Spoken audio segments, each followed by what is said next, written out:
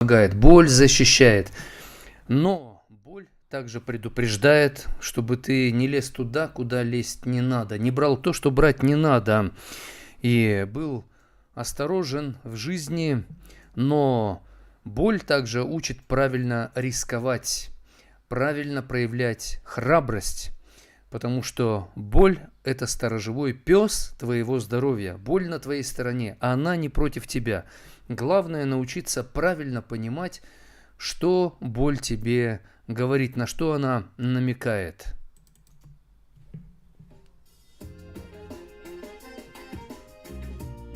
Добро пожаловать, Аня Дудкина. Здравствуйте. Гаси свет, пусть он светит всем, особенно тем людям, кто заблудился во тьме. И тогда все увидят, что есть истинное тепло.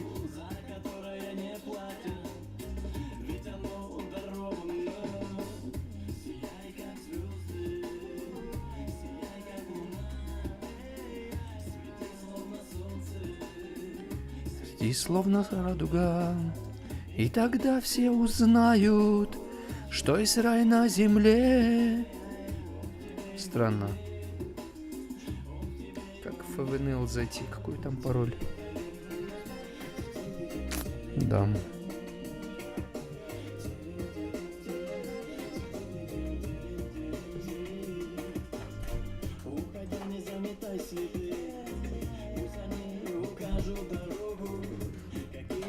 Покорял ты, и какому поклонялся Богу.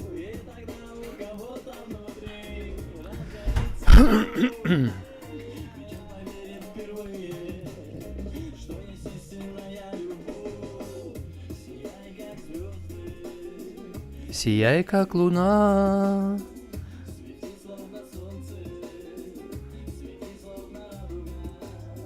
И тогда...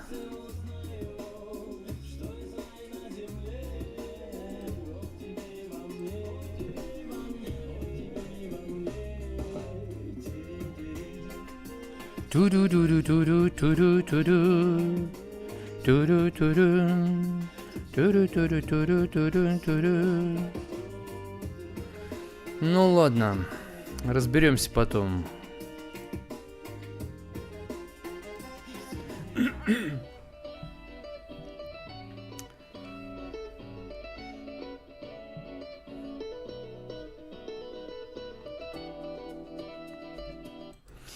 Боль.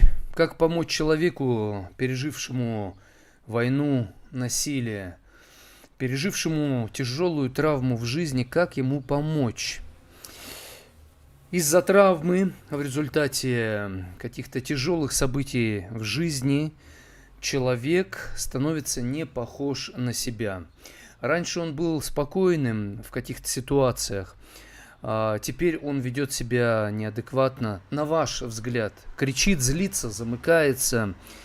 У него могут возникнуть вредные привычки, и вам кажется, что это неразумно, это ненормально, но для человека это просто способ приспособиться к боли, которую он испытывает в своей душе. Когда вообще мы испытываем травму, мы в этом состоянии не похожи на себя. Мы сами себя не узнаем, другие нас не узнают. И в это время важно на человека не набрасываться. Что с тобой происходит? Это что такое? Как ты так себя можешь вести?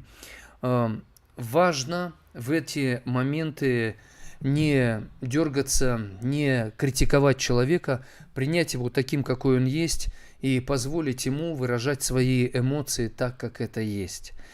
И это может быть очень для вас тяжело, больно, неприятно, как он себя ведет. Но его нервная система, она приспосабливается к этой травме, и нужно время, чтобы человек адаптировался, чтобы ему стало полегче.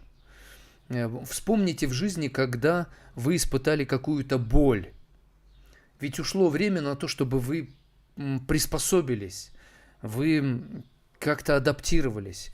И, возможно, ушел не один день и не одна неделя, правильно? И вы хотели бы вести себя нормально, но у вас не получалось. Боль из-за развода, из-за того, что друг подставил, вас уволили с работы, или вы заболели какой-то болезнью неожиданно, или еще что-то стряслось такое, и это вас выбило из колеи. И вы хотите стать адекватным, нормальным, но не получается. Вы хотите, а вы уже изменились. Травма и боль меняет нас. Настолько, что мы уже и сами себя можем не узнавать. Поэтому в такие моменты важно, чтобы кто-то за вами следил и поддерживал вас.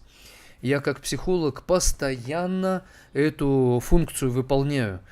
То есть, другими словами, я постоянно поддерживаю человека и контролирую его действия, пока ему очень больно, тяжело, плохо. И это так сильно помогает. Я бы тоже очень хотел, когда мне плохо, чтобы за меня кто-то сейчас решал, как нужно быть, куда идти, чем заниматься. Потому что у меня есть своя работа, свои дела, и мне их нужно выполнять, и у меня просто нет сил заниматься всем остальным. И классно, когда есть рядом человек, который говорит: я рядом, я слежу, я контролирую, я позабочусь обо всем, ты занимайся своими делами. И мои клиенты очень сильно рады, когда в таком формате я с ними работаю. Потому что невозможно решать все проблемы, которые сваливаются из-за травмы. Да просто не хватает сил для этого. Жгучая, здравствуйте, Максим, мир вам, друзья, передает. Сергей пишет: так интересно. Сергей, напишите, когда вам было очень больно, что помогало вам переносить боль, перетерпеть. И все, кто смотрит нашу трансляцию, этот вопрос ко всем. Что помогает вам переносить боль, перетерпеть ее? Что помогает вам прийти к балансу, прийти к нормальному состоянию, когда вам жутко тяжело, когда вы травмированы какими-то обстоятельствами жизни?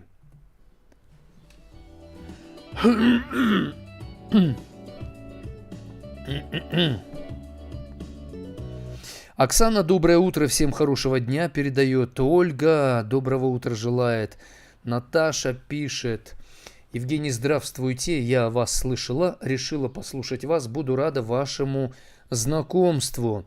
Наташа, спасибо, что вы зашли сюда. Мариам, добро пожаловать, доброе утро нам передает. Евгений Салагаев с нами. Владимир пишет: а мне вот и жить не хочется, и умереть не готов. Что делать? Надо учиться жить. Если не знаете, как жить, живите, как я живу. Сейчас живите. Вы на трансляции отвечайте на вопрос, что помогает вам преодолеть боль, что помогает вам не сойти с ума, ведь вам плохо настолько, что жить не хочется. Но вы все-таки задаете мне этот вопрос. И этот вопрос жизни. По сути, этот вопрос говорит о том, что ваша душа борется за жизнь. Но вы хозяин вашего тела, вашей души, и вы выбираете, как вам жить. И сейчас поделитесь своим опытом. Когда вы испытывали какую-то боль в жизни, вы испытали травму из-за обстоятельств жизненных, что-то вам помогло не утонуть, удержаться на плаву. Что или кто? Мила Майская, вижу вас, Михаил, Елена, Яков. Спасибо, что вы зашли на трансляцию. Ставьте лайки, делитесь трансляцией, подписывайтесь на канал и поддерживайте финансово наш благотворительный проект «День добрый».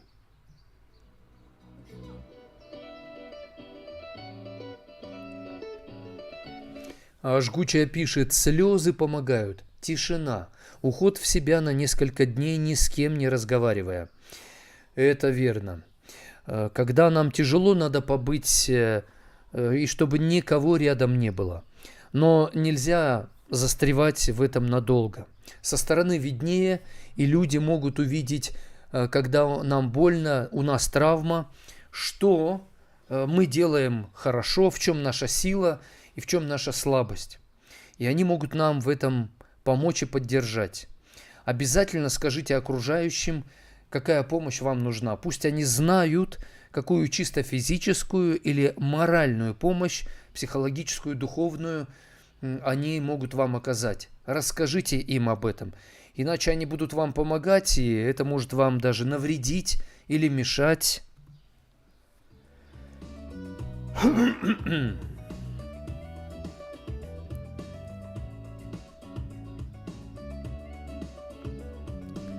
Максим пишет: у меня, слава богу, не было жутких травм, но в моменты трудностей помогает Господь, семья и друзья.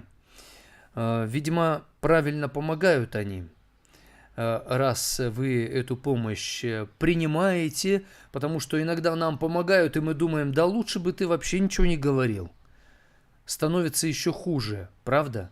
Поэтому как правильно помочь человеку, который страдает, у которого травма?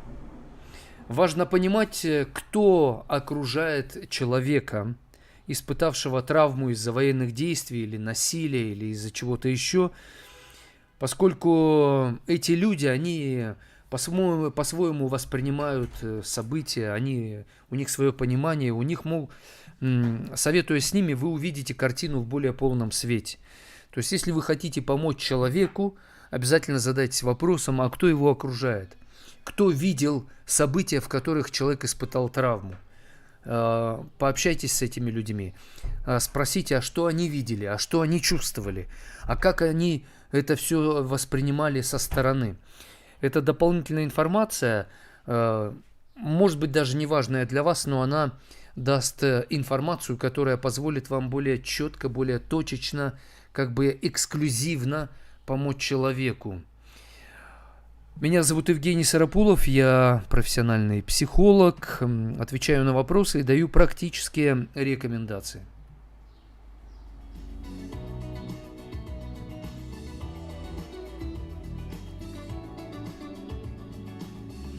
Светлана, доброе утро, передает Наталья. Виктор и Танюша пишут: в таких ситуациях очень хочется отгородиться от людей, но помочь могут близкие друзья, которые рядом. Когда у нас травма, нам больно, так и скажите: в течение часа не трогайте меня, не старайтесь мне помогать, мне нужно самому переболеть. Или я сейчас покричу, я буду вести себя странно в течение дня. Просто не трогайте меня и не пытайтесь мне помочь. Было бы хорошо, Виктор и Танюша, предупредить окружающих, что им надо делать. Ольга пишет нам: я стараюсь побыть одна, ухожу на море, молюсь, плачу, стою на гвоздях, а вообще внучка не дает мне грустить. По сути говоря, нам надо переболеть. Когда у нас травма, тяжелое испытание жизненное, это нас ранит, душа болит. Даже в теле тоже начинается какая-то боль, и надо правильно переболеть. Что значит правильно? Когда мы болеем физически, мы, с одной стороны, обезболиваем себя, да, но врачи говорят, нельзя слишком сильно обезболивать. Нужно, чтобы ваш организм сам боролся. Если температура 37 или 38, 39 даже, не спешите сбивать температуру. Если 40, то да, надо жаропонижающие. Но до 40 потерпите, потому что организм вырабатывает антитела. Точно так же, когда у нас душевная травма, боль, нужно понимать, что душа сама борется. Она вырабатывает вот эти антитела, которые помогут нам противостоять, приспособиться к этим обстоятельствам. Поэтому и говорил мудрый царь Соломон: у терпеливого человека много разума. Когда мы себе говорим: пройдет некоторое время, и ты начнешь лучше видеть происходящее, лучше понимать. Сейчас ты ничего не понимаешь, тебе больно, тебе ужасно, но пройдет немного времени и станет легче. Ты начнешь четче видеть происходящее, и у тебя появится реакция более конструктивная. Нужно просто потерпеть. Потерпи, давай, потерпи. Помню, я занимался спортом, и это очень сильно помогало. Сам я спринтер, то есть бег на 100 метров, 200, Но когда приходилось бежать однажды 20 километров, а бывало там 5 километров или 3, ну, я себе говорил: давай, ты сможешь, у тебя получится, еще потерпи, потерпи немного. И эти простые фразы, они помогали. Давай, потерпи, ты сможешь. И открывалось второе дыхание. Открывается второе дыхание, как будто бы дополнительные силы появляются. Почему? Потому что ты дотерпел, ты перетерпел, ты переждал, и тебе дается новый бонус. Вот так же с болью в жизни, с травмой, которую наносят нам люди, вначале нужно перетерпеть. И вы можете не понимать, как быть, как действовать. Окружающие спрашивают, чем помочь, а вы говорите: да не знаю, чем помочь, отстаньте от меня. И вам не нравится то, как вы себя ведете. И не расстраивайтесь. Сейчас вы адаптируетесь к этим изменившимся обстоятельствам. Не расстраивайтесь. Умные люди вас поймут, глупые не поймут, а хитрые злопыхатели, они будут искать поводы, чтобы вас унижать. Так что помните, нормальные люди, они вас поддержат. Но всем надо адаптироваться к этой ситуации. Я, когда консультирую впервые человека, никогда сразу не даю ему никаких рекомендаций. Вначале я приспосабливаюсь к нему. Пытаюсь прислушаться внутренне, интуитивно почувствовать человека и не ищу какие-то особые слова. Я расслабляюсь и веду себя и понятно для себя, и как бы непонятно. И человек иногда меня спрашивает: а то, о чем мы говорим, это важно? Я говорю: это не так важно, о чем мы сейчас говорим. Мы сейчас друг к другу как бы привыкаем. У нас возникает стыковка друг к другу. И нам нужно некоторое время, 3, 5, 10, 15, 20 минут, чтобы мы друг к другу приспособились, как бы почувствовали друг друга и поняли: да, мы стали в одну сторону крутить педали. Это самое главное. Потому что можно как лебедь, рак и щука. Я как лебедь, она как щука. Она в воду, а я в небо. И оба делают правильные вещи, но совершенно противоположные. И разочарование, и неприятно, недопонимание, и результата нет, и одно расстройство.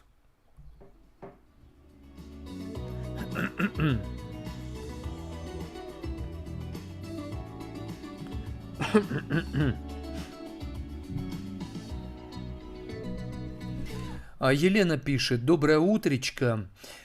Помогают пережить боль, спорт, помощь другим, побыть одной, поделиться болью с тем, кому доверяешь, пробовать разные, следить за своей реакцией. Вот это действительно важно, когда больно. Казалось бы, надо жалеть себя. Нет, Елена пишет: спорт и помощь другим. Когда мы занимаемся спортом, мы переключаемся. Если у вас душевная боль, переключитесь на что-то физическое. Когда вам плохо, больно, вас подставили, предали, сделали что-то неприятное, помогайте другим. Немного, не перетруждайтесь, но помогайте другим. Потому что, помогая другим, вы, во-первых, не зацикливаетесь на своей травме, во-вторых, вас может удивить тот факт, что у вас хватает сил помочь другим, хотя вам больно, тяжело и кажется, сил у меня никаких нет. Но оказывается, силы есть. Просто на других силы есть, а на себя сил нет. Почему? Потому что когда вам больно, вы порой не знаете, как самой себе помочь. Потому что боль, она закрывает, как бы затмевает вот это, этот взгляд на себя. И нужно со стороны на себя посмотреть. Поэтому, как Лена пишет, я делюсь болью с тем, кому доверяю. И это очень правильно. Порой ты не знаешь, кому доверять. И люди, которые тебя окружают, ты никогда им не доверял. Надо рискнуть. Доверяйте людям, которым вы раньше не доверяли. Если подведут, поймете, что, ну что ж, доверять не стоит. Но иногда человек даже не знает, как вам помочь. Вы ему доверяете, он начинает вам помогать, и у него получается лучше всех. Это тоже удивительное чудо, и тут надо, конечно, пробовать рисковать. Порой бывает так, что те, кому вы доверяли, они вас подводили, и вы думаете, ну как я могу им доверять? Мне больно опять открыться? Да, пробуйте еще раз доверять, рискуйте. Потому что, например, когда я психологом только начал работать, поначалу люди мне доверяли, я помогал им непрофессионально, не так, как надо. Они расстраивались, но, как говорил доктор Пирогов, великий хирург, его учитель сказал ему, у тебя талант от Бога. Вначале, когда ты будешь делать операции, сотни людей ты погубишь, они умрут, ты не сможешь их вылечить. Но потом ты сможешь спасти тысячи людей. Но вначале будет у тебя вот так. И казалось бы, как ему доверять? Когда он, как ложится под нож хирурга, когда он молодой специалист. Вот я об этом начал думать, а мне аж самому стало неприятно.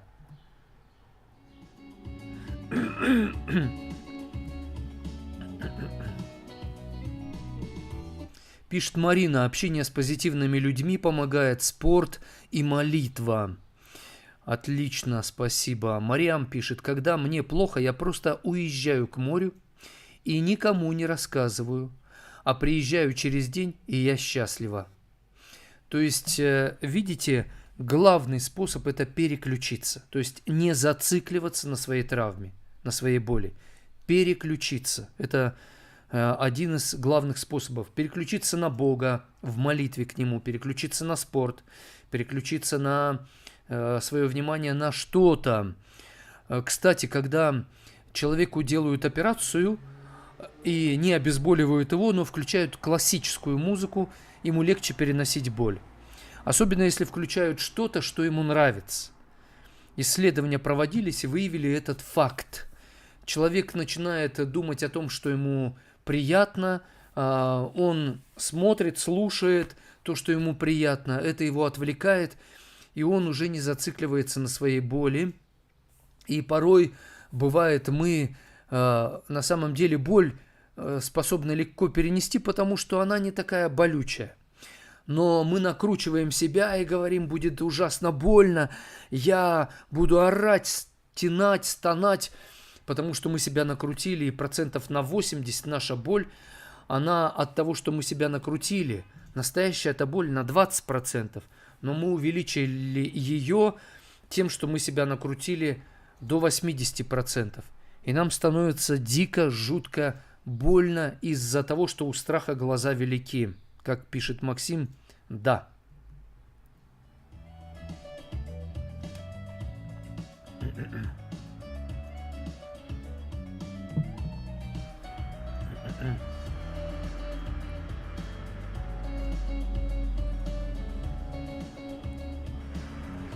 Оксана, доброе утро передает. Людмила пишет, доброе утро, Евгений, хорошего вам дня. И вам того же. Максим пишет, вообще человеку в такой ситуации нужна помощь профессионала-психолога, как вы, например. Хорошо, если бы он еще был христианином. Да, помощь специалиста, когда вы испытываете травму или испытали из-за военных действий, из-за какого-то насилия или из-за чего-то еще, очень важна, потому что когда у вас травма, вы словно бы попали в новую местность, где вы никогда не были. Травма нас погружает в новое состояние. И мы словно бы в джунглях, где мы никогда не были. И в джунглях вы можете съесть не то, пойти не туда, не так себя вести. Вам нужен проводник, профессионал, который разбирается в этой местности. И профессионал-специалист – это именно тот, кто знает. И довольно часто, когда я консультирую, то я говорю своему клиенту, сейчас я для вас проводник. Я обеспечу вам ночлег, добывать еду буду, готовить. То есть вам ничего этого делать не надо, просто вы делаете то, что я вам говорю. И спустя некоторое время вы сами поймете, как нужно будет действовать. Потому что сейчас, когда вам жутко плохо, я буду контролировать происходящее. когда вам полегчает, станет лучше, тогда вы сами начнете действовать, и вы уже будете понимать, как нужно действовать. Кстати, об этом апостол Павел в послании к верующим в Галатии писал так: «Носите бремена друг друга». То есть помогайте другим людям нести их бремя. Бремя, оно причиняет дискомфорт, порой боль, или мы травму испытываем из-за того, что какое-то бремя обстоятельств на нас свалилось. Нужно помочь человеку нести его бремя, чтобы он перенес эту боль. Но чуть ниже апостол Павел говорит: но каждый понесет свое бремя сам. Сам. Человеку нужно нести свой крест. Человеку нужно самому переносить эти свои трудности, свою боль и травму. И человеку нужно позволить испытывать страдания. Очень важно не решать за него постоянно проблемы. Потому что, во-первых, если вы за него решаете проблему, он привыкает, и он не знает себя, он не понимает своего потенциала. И, во-вторых, вы оказываете ему медвежью услугу, потому что он не учится. И, по сути, решая его проблему, потом вам приходится брать его на плечи, тащить его на себе. А нужно, чтобы человек учился сам ходить после травмы. И врачи, когда восстанавливают человека после физической травмы, они ему говорят: будет больно, но через эту боль надо пройти. Когда вы пройдете, вы восстановитесь. Боль в этом случае свидетельством является восстановление вашего организма. Физиотерапия часто связана с болью, но врачи знают правильную боль и неправильную. Поэтому нужен специалист, который поможет вам понимать, какую боль вы способны перенести, а какую нет. Чтобы он знал, где вам боль самой нужно переносить, а где эту боль он разделит с вами. И порой защитит вас от этой боли. Я именно так и делаю.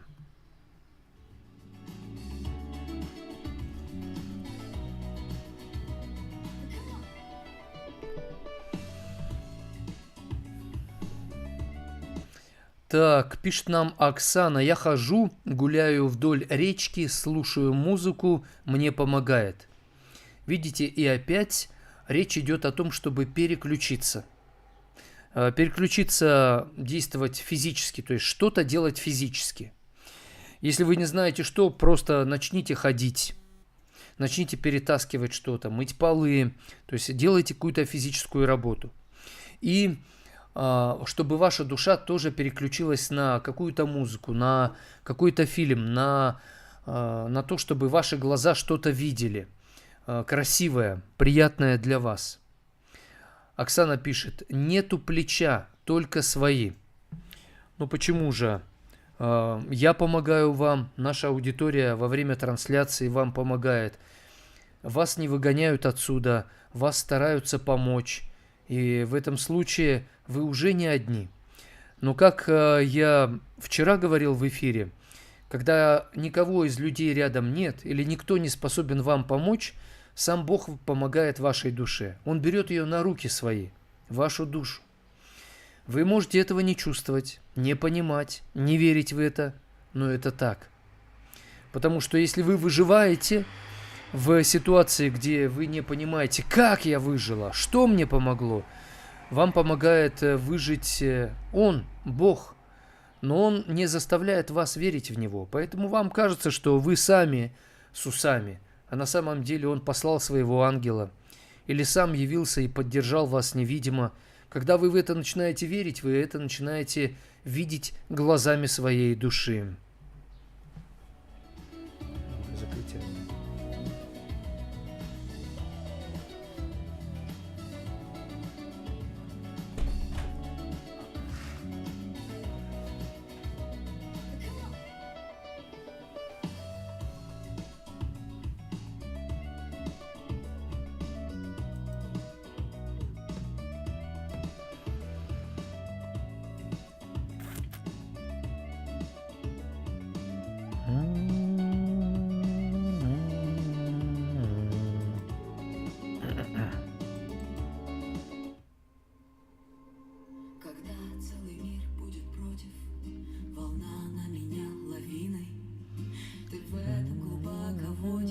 Меня не предай, любимый, не смейся, Ставим лайки, боли, и не делимся говори, что трансляцией. не должен.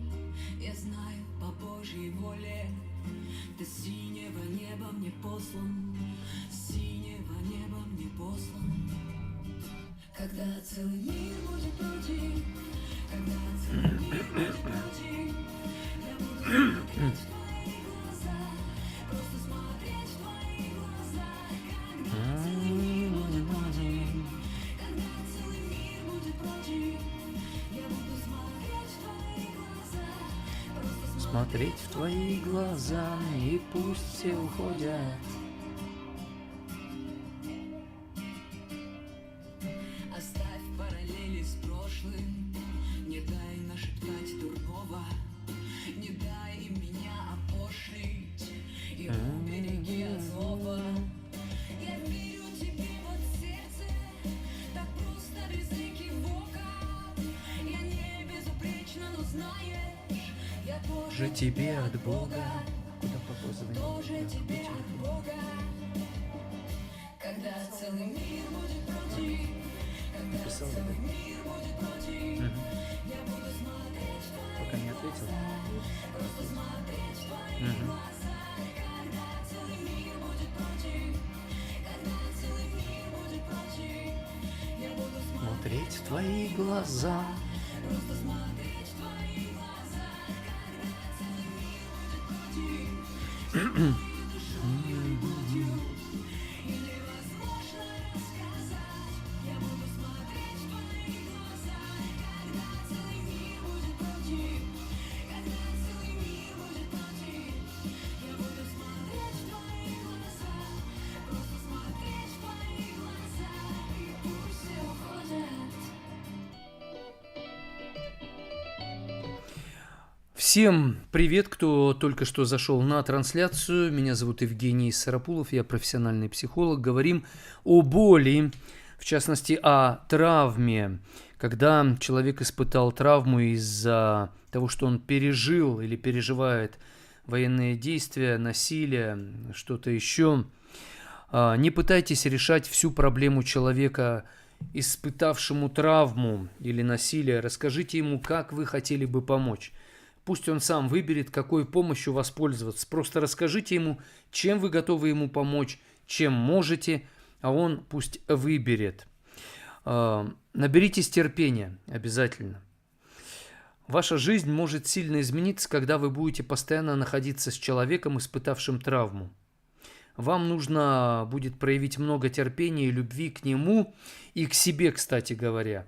И чтобы помогать человеку, у которого травма, у которого боль дичайшая, надо постоянно пополнять свои силы. Заботьтесь о себе, чтобы у вас были силы помогать другому. Поэтому, помогая другому, не отдавайтесь полностью только ему. Переключайтесь на себя, переключайтесь на восстановление своих сил, иначе истощитесь, и вдруг в какой-то момент вы поймете, что у вас и у самих уже сил нет, или вы сами заболели тем, чем болен тот человек. Ему страшно, и вдруг вам становится страшно, поэтому обязательно нужно уделять время себе, восстановлению своих сил, своего состояния. Чем я, например, занимаюсь регулярно, восстанавливаю свои силы, потому что я регулярно людям помогаю. Так, у нас сообщение.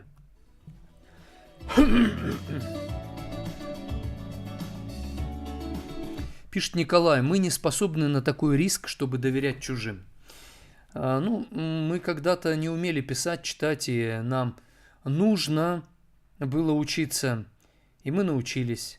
Вот точно так же и здесь нужно учиться доверять чужим людям, потому что третьего не дано.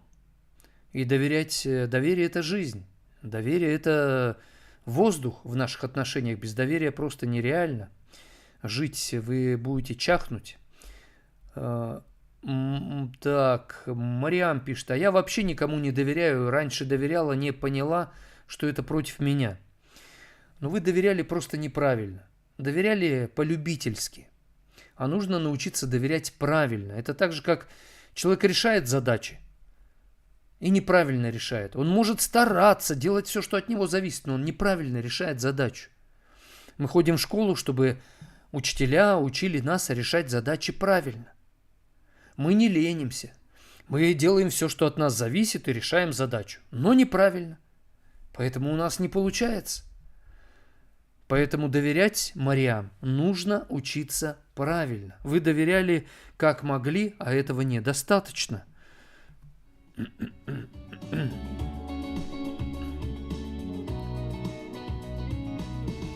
Пишет Жанна. Это точно. Моя любимая поговорка: проигрывает тот, кто не умеет ждать и терпеть. Пока мы ждем и проявляем терпение, нам нужно действовать. То есть не ждите у моря погоды. Когда погоды нормальной на море нет, занимайтесь другими делами. Да, что-то делайте, а не просто ждите. Например, стройте корабль.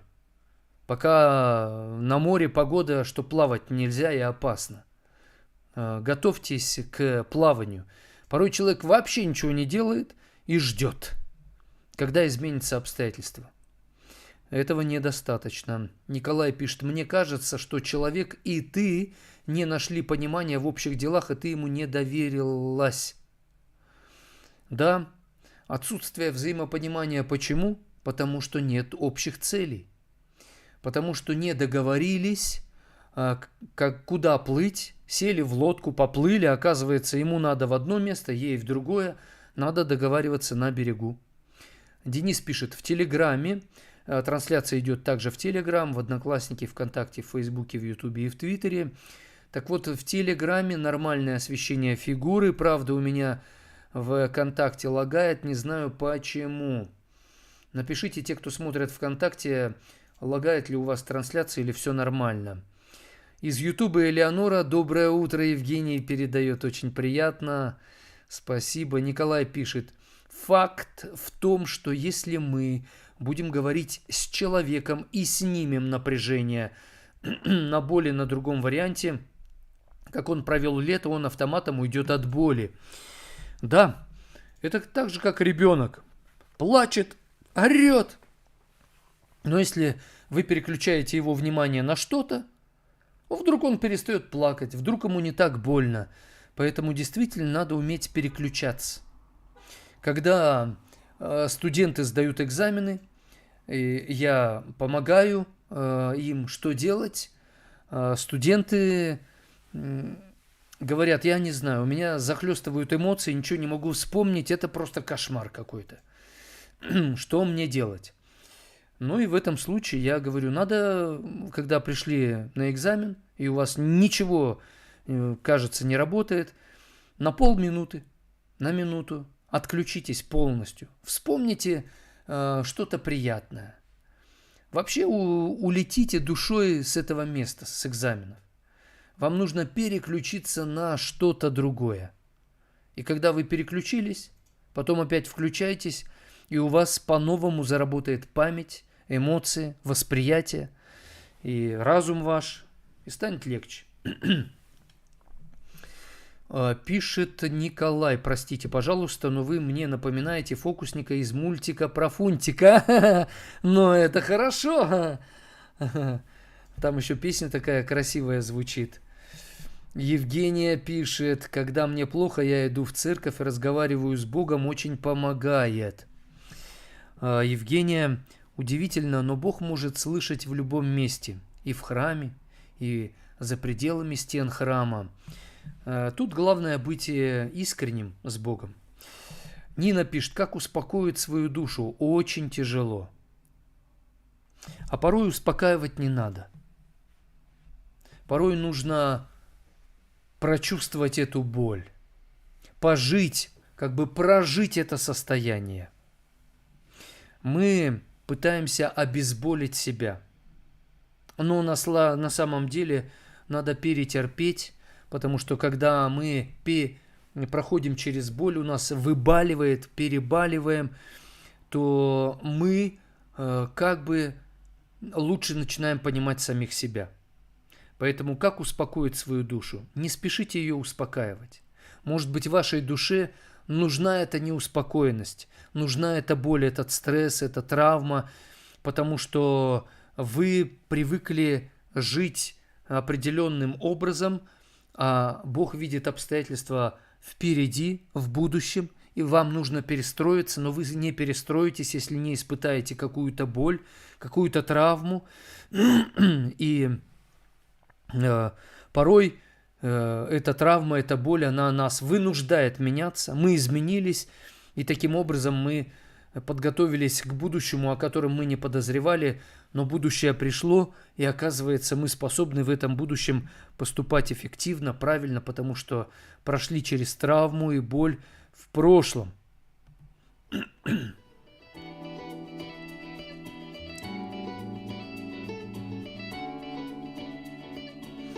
Максим пишет, надо знать, как помочь, нести бремя, можно легко навредить. Да, согласен. Оксана спрашивает, а если в церковь не можешь дойти? Ну, как я и сказал, Бог, Он везде. Бог есть Дух, а Дух дышит где хочет. То есть вы можете к Богу помолиться у себя дома, прямо здесь на трансляции, в ванне, в туалете, на улице, под березкой, в лесу, на дороге, в трамвае, в автобусе, в самолете. То есть Бог же Он везде. Он везде. Вы понимаете, да? Просто в церкви особая атмосфера. Но для Бога важен не храм. Для Бога важно, чтобы вы находились в состоянии такого искреннего, открытого сердца. Потому что с искренним Бог поступает искренно. С честным поступает честно. Ну а с лукавым поступает по лукавству его.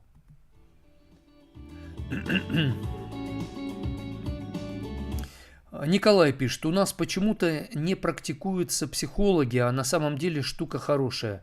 Конечно. Нам рассказать некому, пишет Николай. Теперь вы знаете, что мне можете рассказать на трансляции.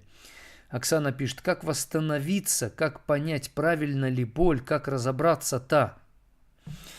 Когда вам больно, вы все-таки что-то можете делать. Например, когда у вас болит голова, но она все-таки соображает. У вас болит тело, но вы все-таки ходите. У вас что-то болит, но вы можете что-то делать. Получается, что у вас не все болит. То есть, когда нам очень больно, у нас травма, нам плохо, кажется, что все тотально плохо. На самом деле нет, не все тотально плохо. Я вчера про печень прочитал. Наша человеческая печень может прожить вне нашего тела 3 дня. Вы представляете? Тело без печени не проживет столько. А вот печень без нас может прожить. Она так устроена. 3 дня вне тела способна прожить. То есть, когда у нас болит все тело, нам плохо, но оказывается, что мы можем что-то делать, нам нормально. Может быть, если мы не зацикливаемся на том, что у нас не так. Так что все нормально. В этом смысле, ну, как бы не все нормально, конечно, Оксана, не нашел, все good. Не все, конечно, нормально, но я тренировался, когда мне было плохо. Допустим, мои глаза слезились, у меня было какое-то глазное давление, но я глазами смотрел и думаю, я вижу цвет, я различаю цвет. Глаза болят, но цвет глаза различают. Значит, в глазах не все болит. Например, уши болят, но ты слышишь звуки, значит, не оглох. Значит, какая-то функция в ушах, она работает, что-то в ушах не работает, а что-то работает. Вот так же, Оксана, и вам нужно саму себя спрашивать, что сейчас у меня работает. Потому что вы зацикливаетесь на том, что не работает.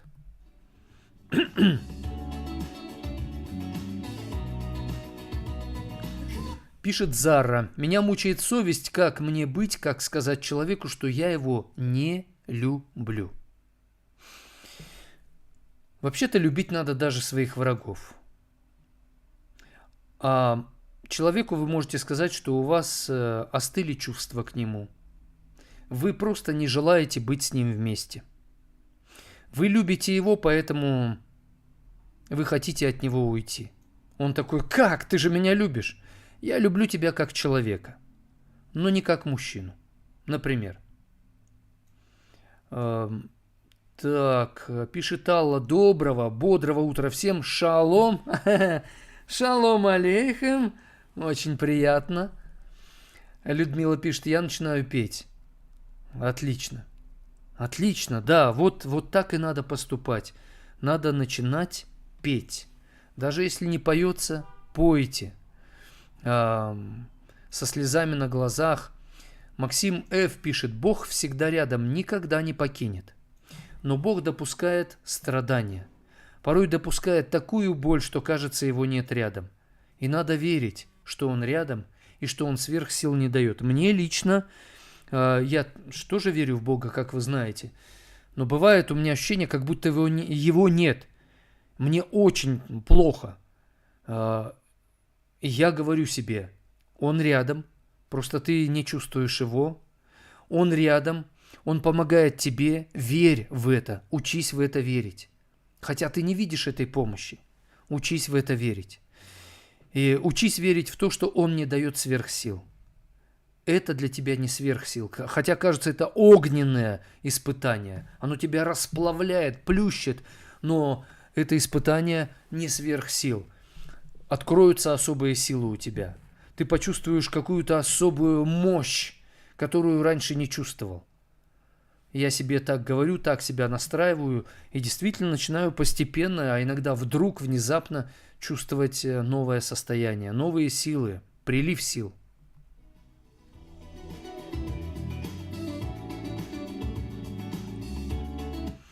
Пишет Николай: я когда долго сижу за программами, я программист, вот с утра пораньше встал, сел за работу. Когда понимаю, за пара, я ухожу на переключку другого, зарядка и прочее, пойду погуляю.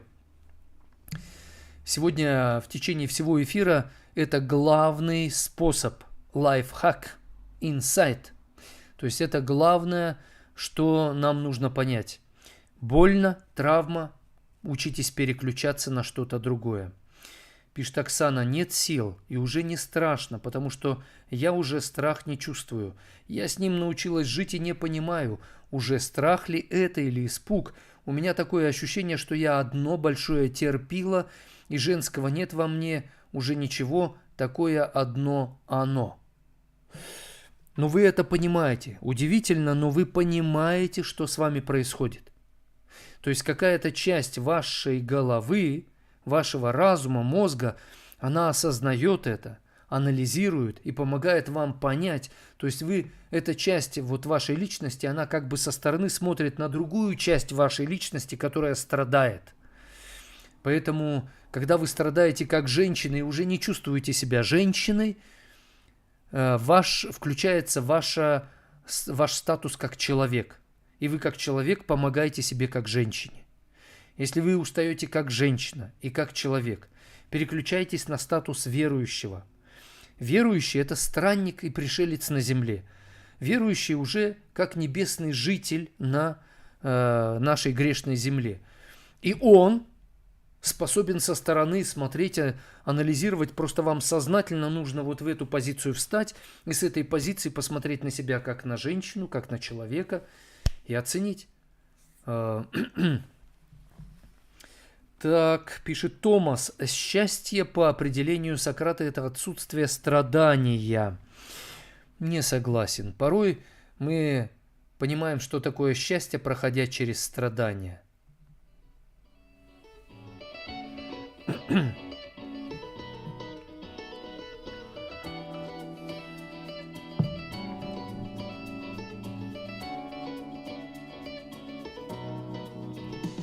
Как верно замечает Максим Ф., если что-то болит, значит оно еще живое и надежда есть. Прекрасно сказали. Без комментариев.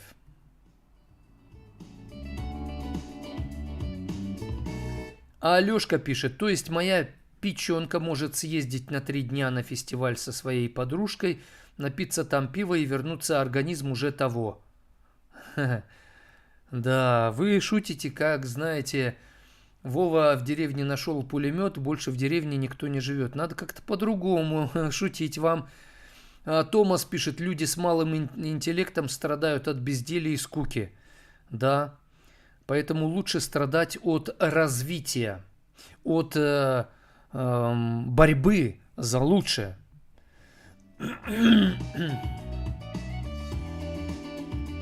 Время первого часа вышло. Спасибо всем большое. Во втором часе будет мой папа. Я надеюсь, он дозвонится.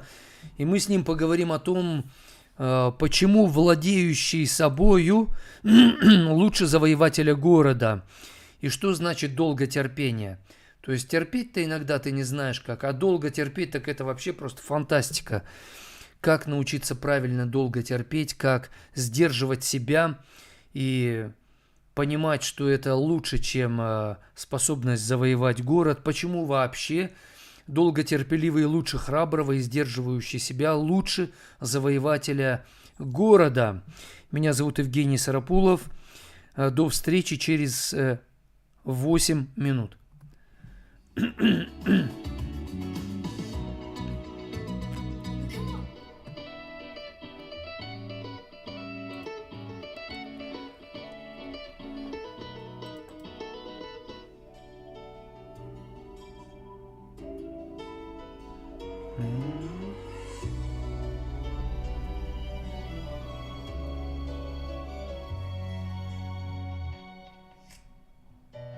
Долгой музыкой дождя день над нами проплывает,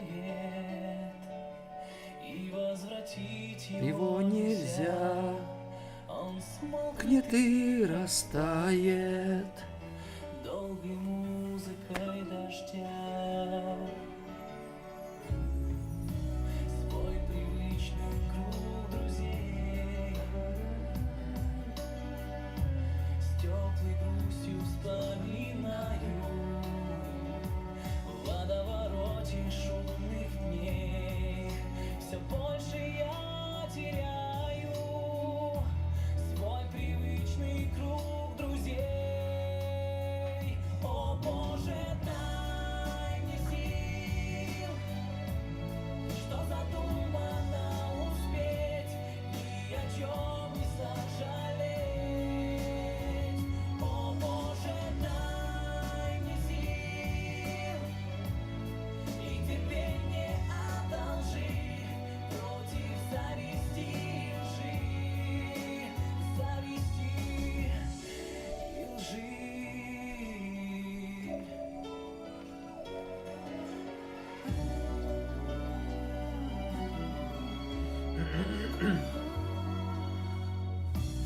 Время словно карусель,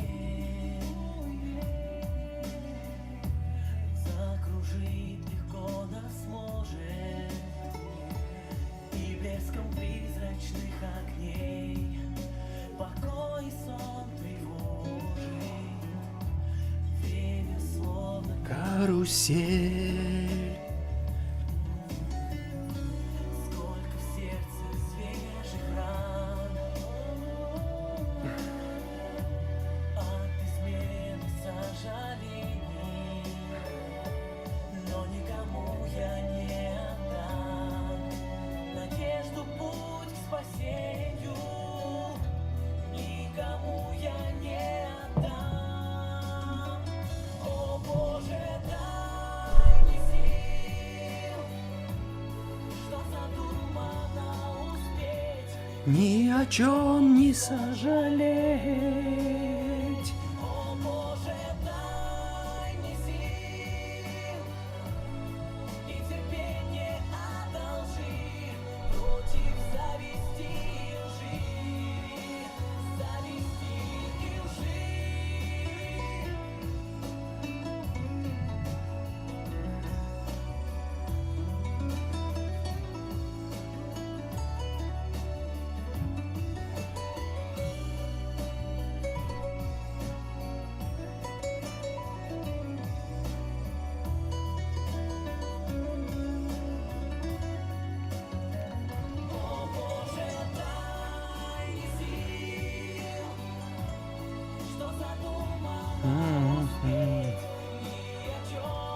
Сабира Батыркулова.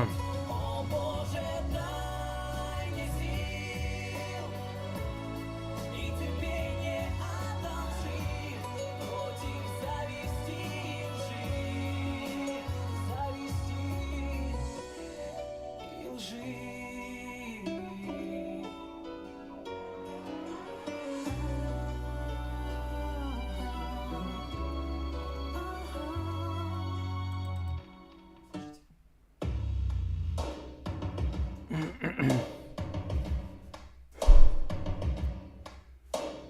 Первый пункт, я скажу все, что было в голове. Я так устал, но горит огонь во мне. Горит огонь во мне. Во-вторых, я не буду никогда тем, кем захочешь ты. Я один в этом море, Елена мои Петрова правила ВКонтакте, там простые. большое сообщение прислала. Переслала, Правила да? простые. Даже в детстве был подавлен и изнутри, как будто отравлен. Писал стихи, но лишь для других, кто смог бы понять, что хранил я внутри. И с болью в душе я пою, и все то, что должен сказать, я скажу. И всем, что узнал, сейчас я делюсь. Пройдя сквозь тоску, я нашел красоту. Боль заставила меня сильней поверить. Поверить. Боль. Сломала, но заставила Поверить. Поверить. Боль. И пусть летели пули надо мной, всю свою жизнь построил через Боль. заставила меня сильнее поверить, поверить. В-третьих, знаешь, что ты ненависть и боль ты получил, чтобы выше Что-то зрителей мало взлететь, совсем. оторваться от земли. Ага. Теперь вперед лети. Задыхался, это все страх. Строил мечты где-то на небесах. Падал на землю так много раз, но только огонь во мне не угас.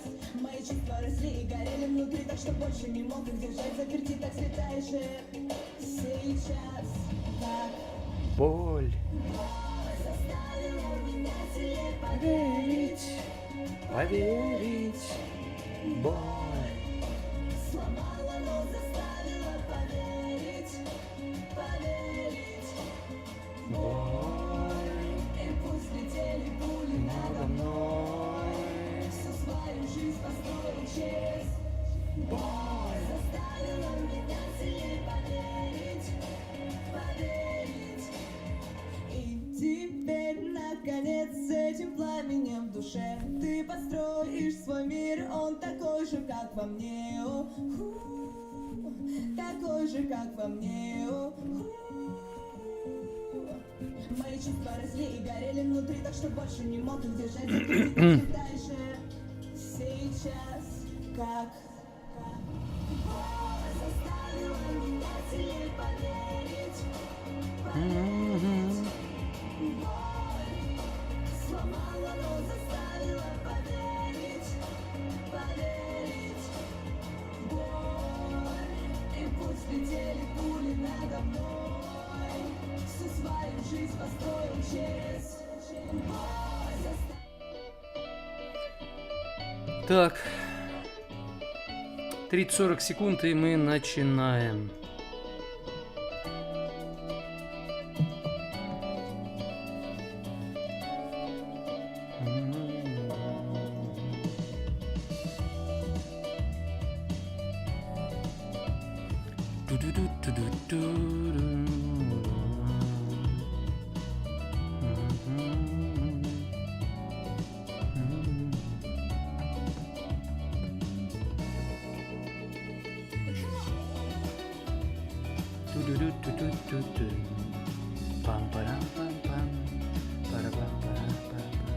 Хочешь, чтобы он по видео? А, это чтобы я легче держал в руках. Спасибо. Так. Уже здесь, да?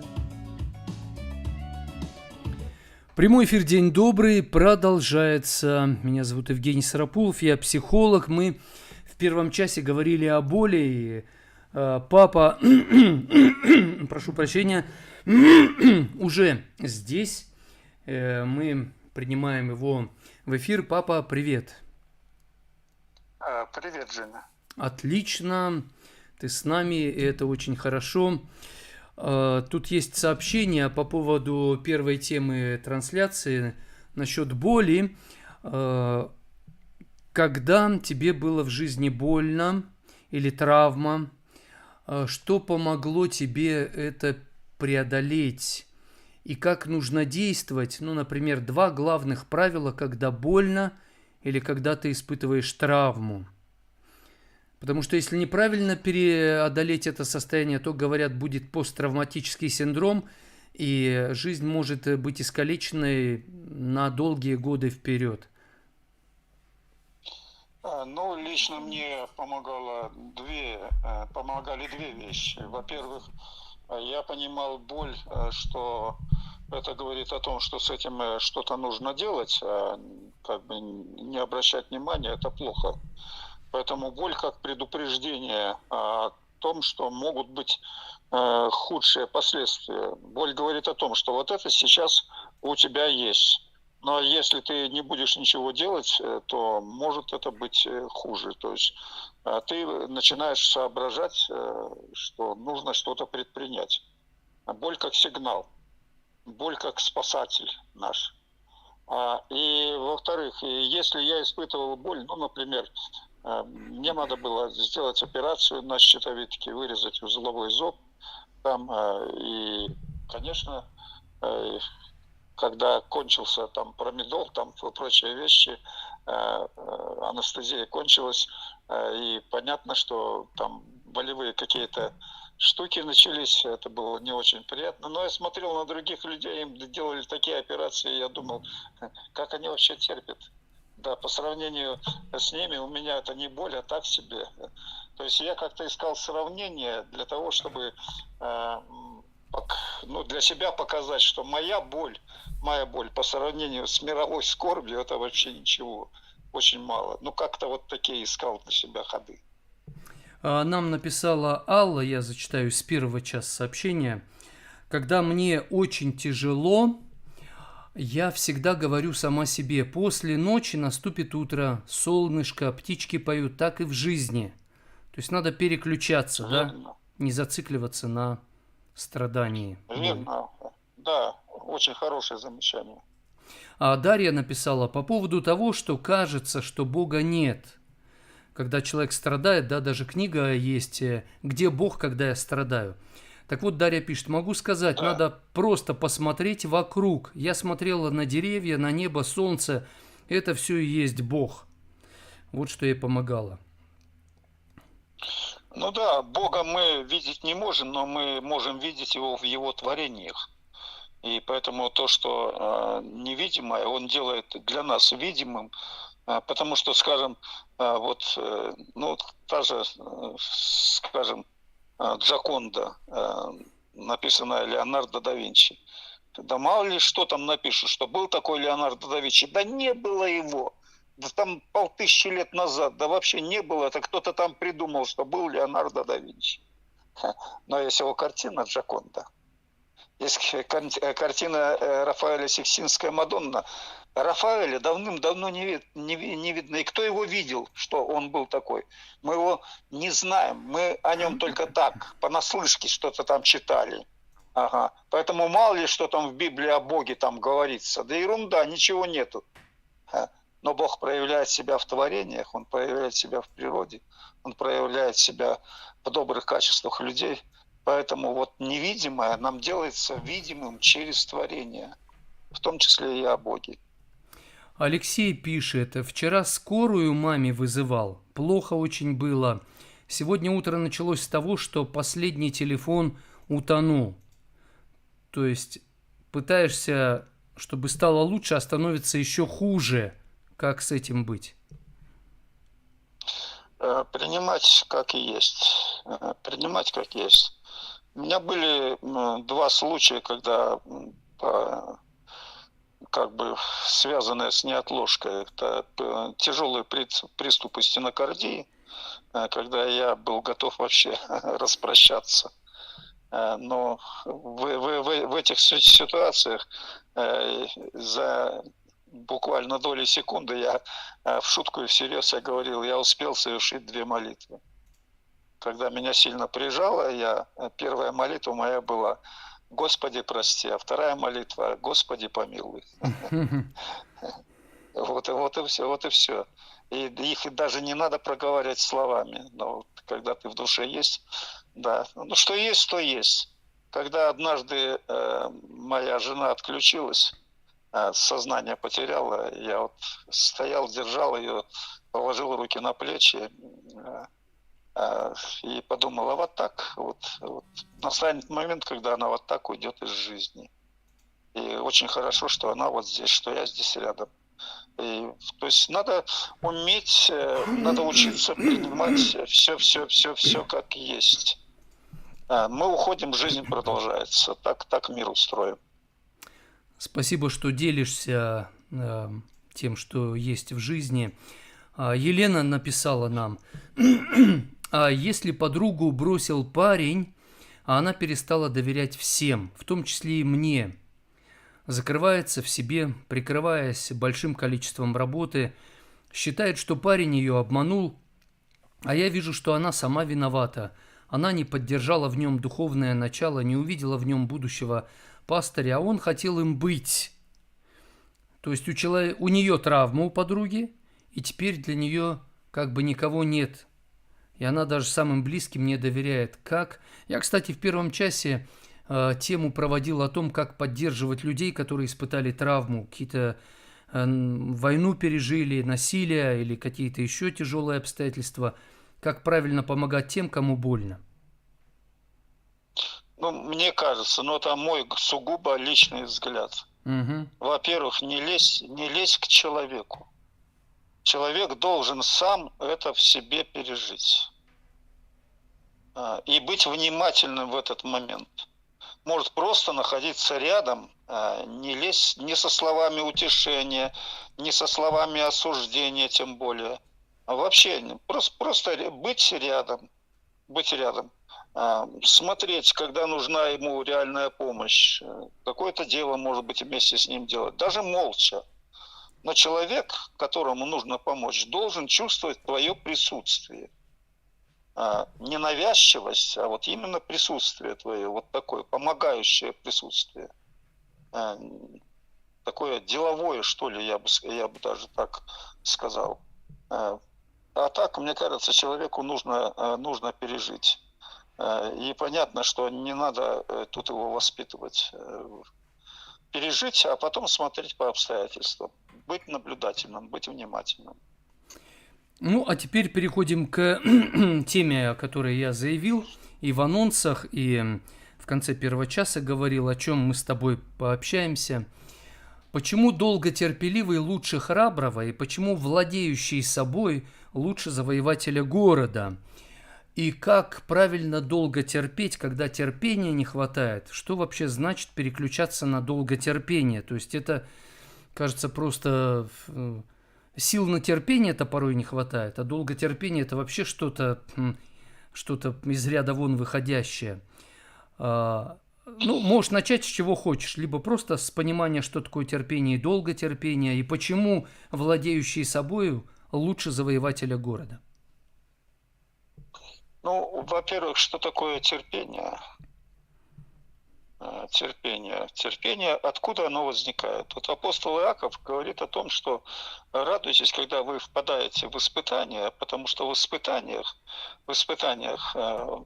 веры у вас рождается терпение. А терпение производит совершенное действие. То есть мы становимся зрелыми людьми. То есть испытание, терпение, зрелость.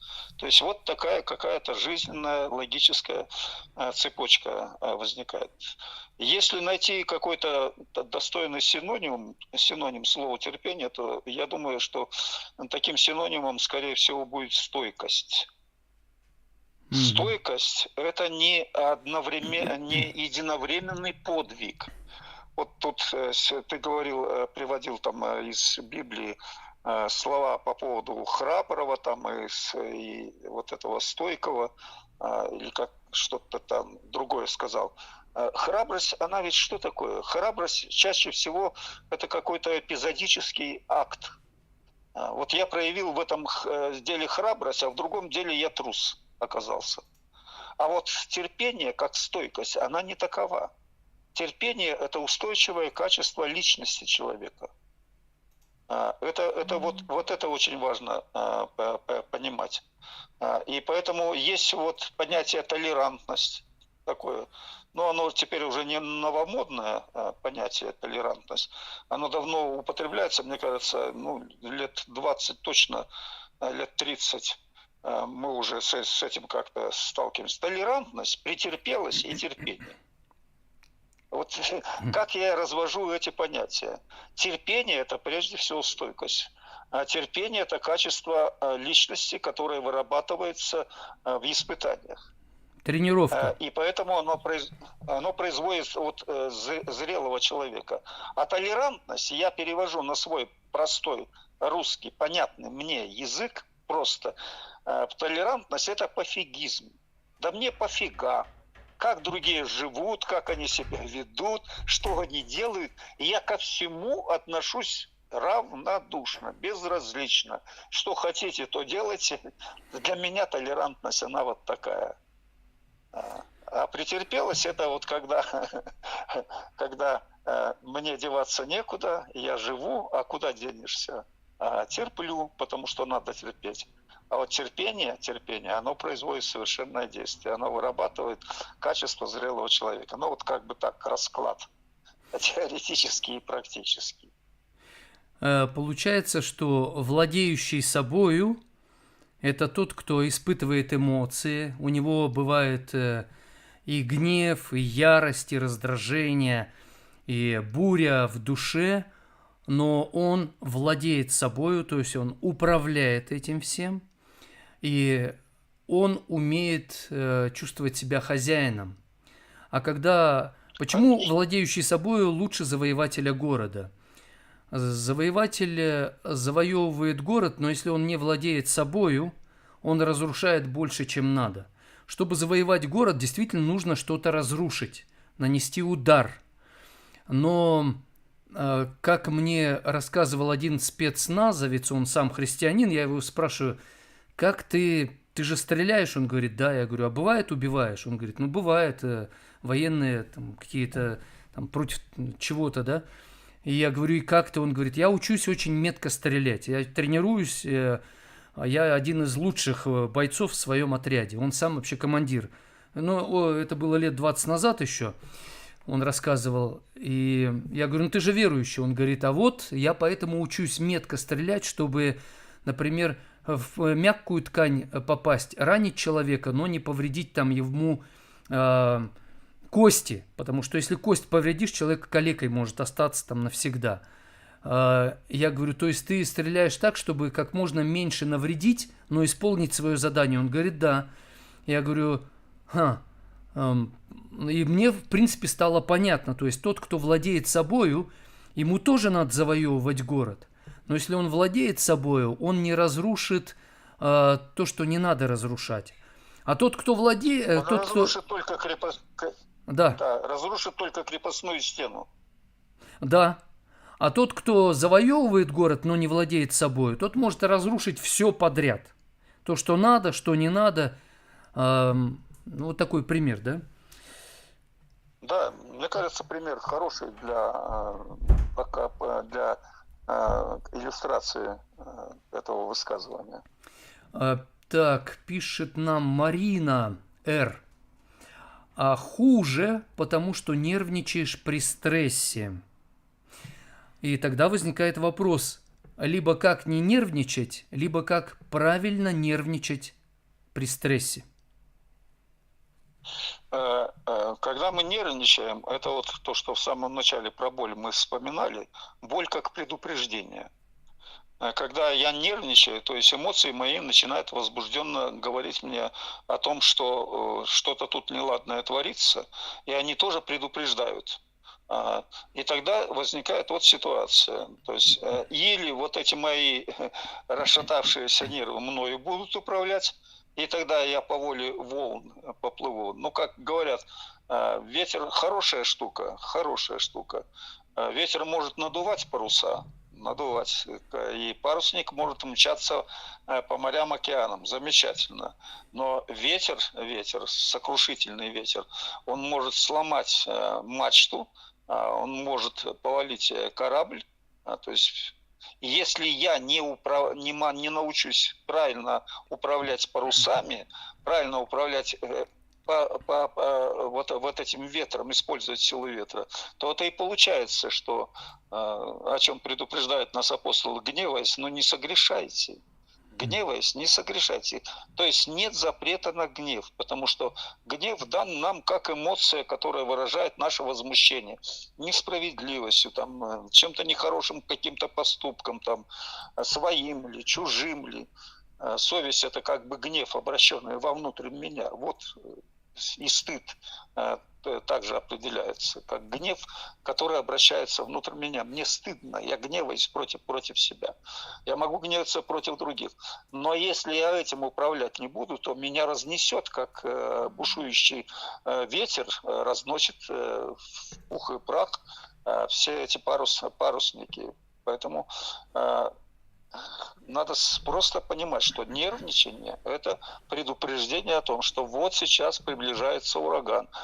Что тут нужно сделать? Паруса спустить. Как это сделать в этом? Ну, сделать хорошую паузу, вдохнуть себя и спросить: а чего я тут разнервничалась? А чего я тут гневаюсь? А стоит ли овчинка выделки? И тогда я вот, когда об этой, я думаю, во время вот этой паузы, если я верующий человек, я успею помолиться: Господи, помоги, Бог знает, в каком я состоянии. Не надо больше каких-то других слов, не надо свечку в церкви ставить, не надо там молитву на коленях совершать. Просто сказать: Господи, помоги. Эту молитву Он услышит. Но когда я делаю паузу, я вдыхаю в себя, начинает срабатывать и духовное состояние. Начинает срабатывать и физиология. Я успокаиваю. Адреналин у меня как-то там потихоньку в норму приходит. Давление у меня тоже нормализуется. Вот такое управление своим нервничанием. Нервничание – хорошая вещь. Она предупреждает нас, что мы сейчас войдем вот в штормовую ситуацию. Так что я вот так смотрю на это. И когда мы нервничаем, действительно нужно убавлять интенсивность наших эмоций, а порой даже добавлять. То есть нужна амплитуда. Поэтому если вообще не нервничаете, это иногда действительно нужно, а порой именно это и будет вам мешать. Пишет нам она же, Марина: надо успокоиться, потом действовать. Ну да, как мы и говорили, но правда, когда времени нет для успокоения, однако в доли секунды, например, Господи, помоги. И получается, что мы успокаиваем свой дух в этот момент. А учиться, когда мы находимся в стрессовой ситуации, учиться очень сложно. Учатся после стресса. Да. После этой тяжелой ситуации. Когда я анализирую, я извлекаю ошибки, я извлекаю опыт, уроки из ошибок. Я смотрю, вот здесь я сделал правильно, поэтому мне надо это на заметку взять, поэтому в следующий раз, когда у меня случится такая подобная ситуация, я буду поступать вот так, потому что это дало хороший результат. А вот здесь я ошибся. Ага, мне надо было вот так тут поступать. Мне надо было промолчать, а я тут высказывался. Или мне надо было высказаться, а я промолчал там, ну и так далее. То есть я анализирую. Поэтому мы, конечно же, вот когда мы вот такой анализ проводим, мы учимся. И тогда в следующий раз, когда я вхожу в такую стрессовую ситуацию, я уже выйду, но если не победителем, то, по крайней мере, не побежденным. Поэтому, конечно, сначала надо успокоиться. А для того, чтобы успокоиться, надо этому учиться. А для этого надо анализировать то, что происходит. То есть, другими словами, надо учиться проводить работу над ошибками. Да, конечно, конечно. Денис задает нам вопрос. В каких случаях терпение может навредить человеку? Э, Во-первых, терпение, которое порождено моим безразличием и равнодушием. То Мгм. есть я терплю, потому что, да, ну что поделаешь, ну так вот жизнь сложилась. Я не высказываю каких-то там своих замечаний, там, просто молчу. И вот мое молчание, э, говорят, что молчание это золото. Не всегда же золотом оно бывает. Поэтому терпение, оно мешает тогда, когда мне надо бы сказать, а я вот тут и молчу. А внешне вроде как, ну, терпеливый человек. Поэтому вот добродетель, она всегда находится в середине. Так учил мудрый Аристотель нас, что крайности опасны. Крайности опасны. Безудержный гнев с одной стороны, и с другой стороны полное равнодушие. А вот между ними вот находится то терпение, о котором пишет апостол Иаков, что это такое терпение, которое проходит испытания, и оно производит совершенное действие. Благодаря этому человек становится зрелым. Да, терпение же должно иметь совершенное действие. Во-первых, чтобы совершенным оно было, нужно действовать. Действовать, действовать, пока ты не достигнешь вот этого совершенного. И, естественно, это ошибки, это какие-то промахи. Но получается, например, человек говорит, я не принимаю решение, ему говорят, надо уже принимать решение, он говорит, надо еще проанализировать, мы недостаточно оценили. И мудрые люди говорят, лучше принять не идеальное решение, чем стремиться проанализировать все, а ты никогда не сможешь все проанализировать. И тут возникает вопрос, как правильно рисковать? У, в менеджменте есть такое правило: лучше худое решение, чем никакого. Мгм. М. Да, это вот как бы в продолжение. И ты говоришь о чем дальше? И нужно правильно рисковать. То есть можно неправильно рискнуть, А, а а, можно правильно. Как ну правильно да. рискнуть? То есть, по крайней мере, я неправильно рискую тогда, когда у меня вообще нет никаких решений.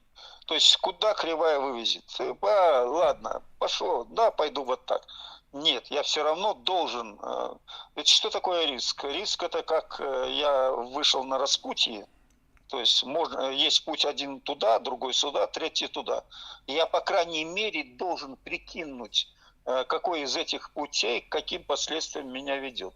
То есть в человеке, который привык думать, привык размышлять, у него мозг научен вот этим операциям прикидывать, прогнозировать. Поэтому любой риск, он оправдан только тогда, когда я все-таки хотя бы в общих чертах, но я прогнозирую, чем все это дело может обернуться. Вариант А вот так, вариант Б так, вариант С там вот так. В любом случае в этом надо упражняться.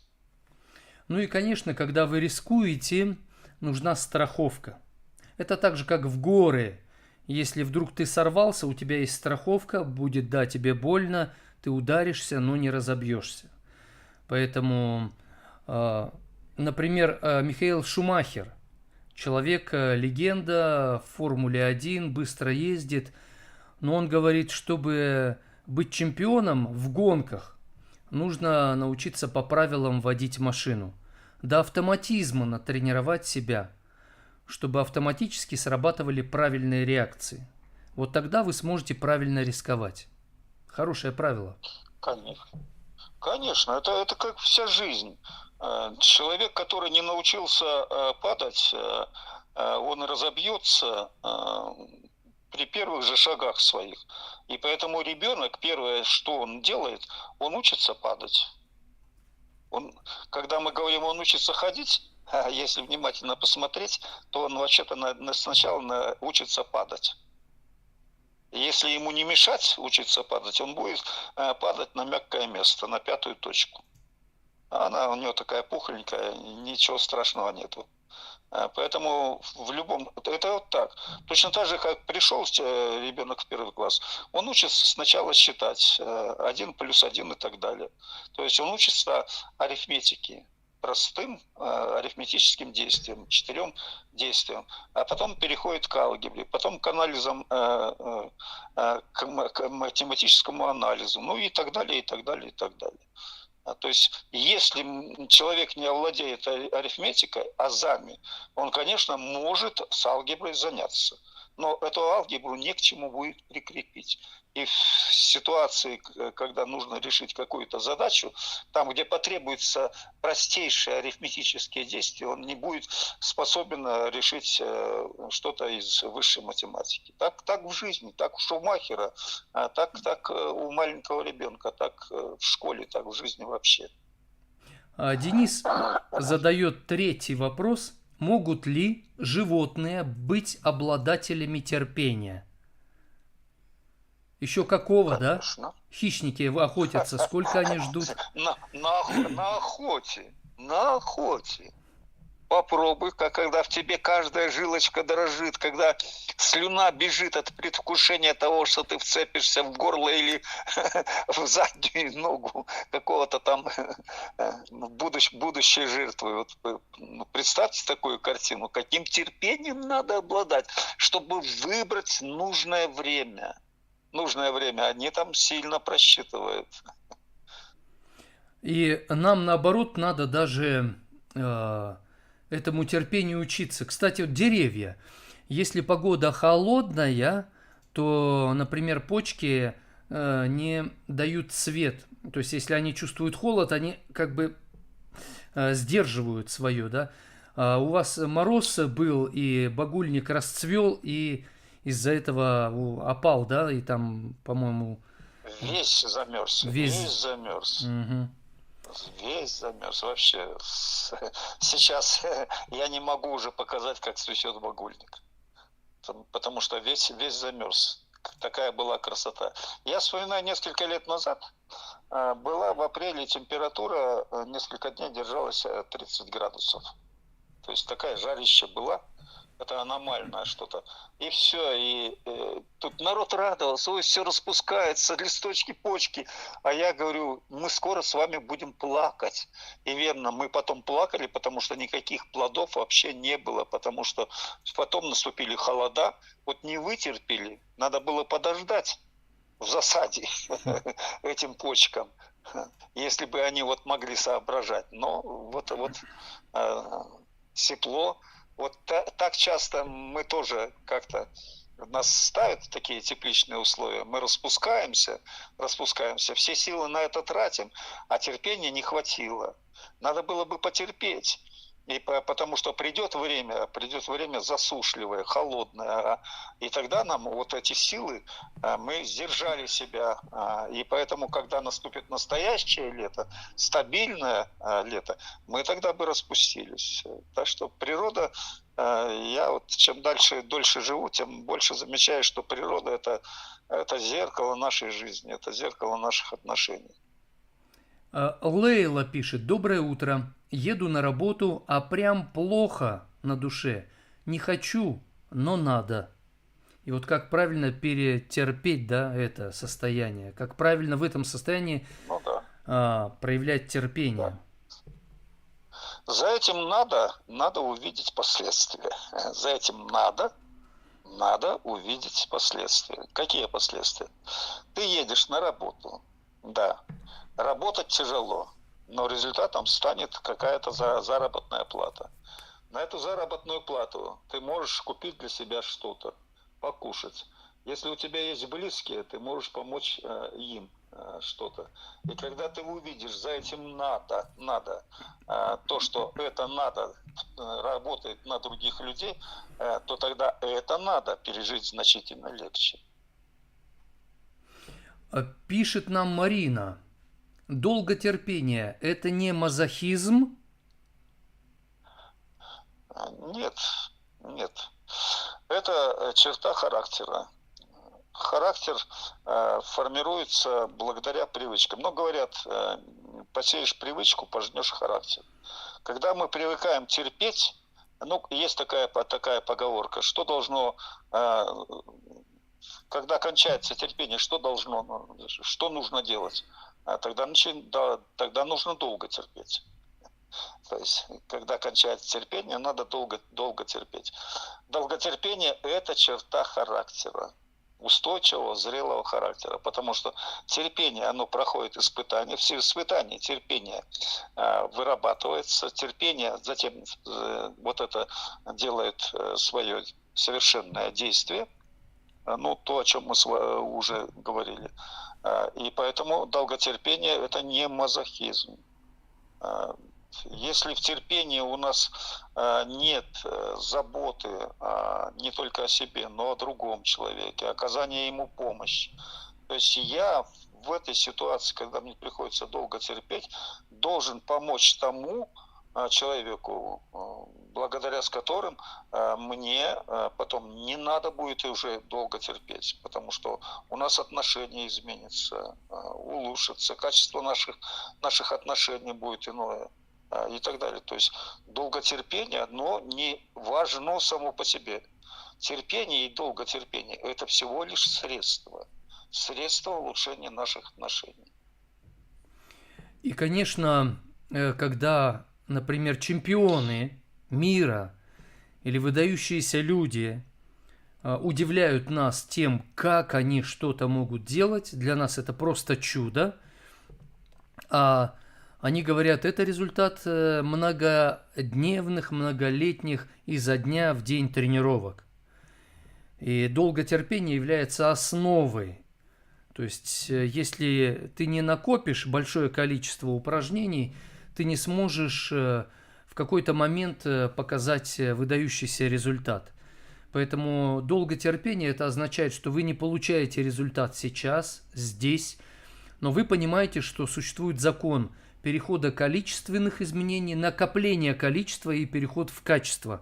Но для этого надо иметь правильную цель и правильно тренироваться. Я помню тоже Александр Федорович Клемешев, который нас тренировал.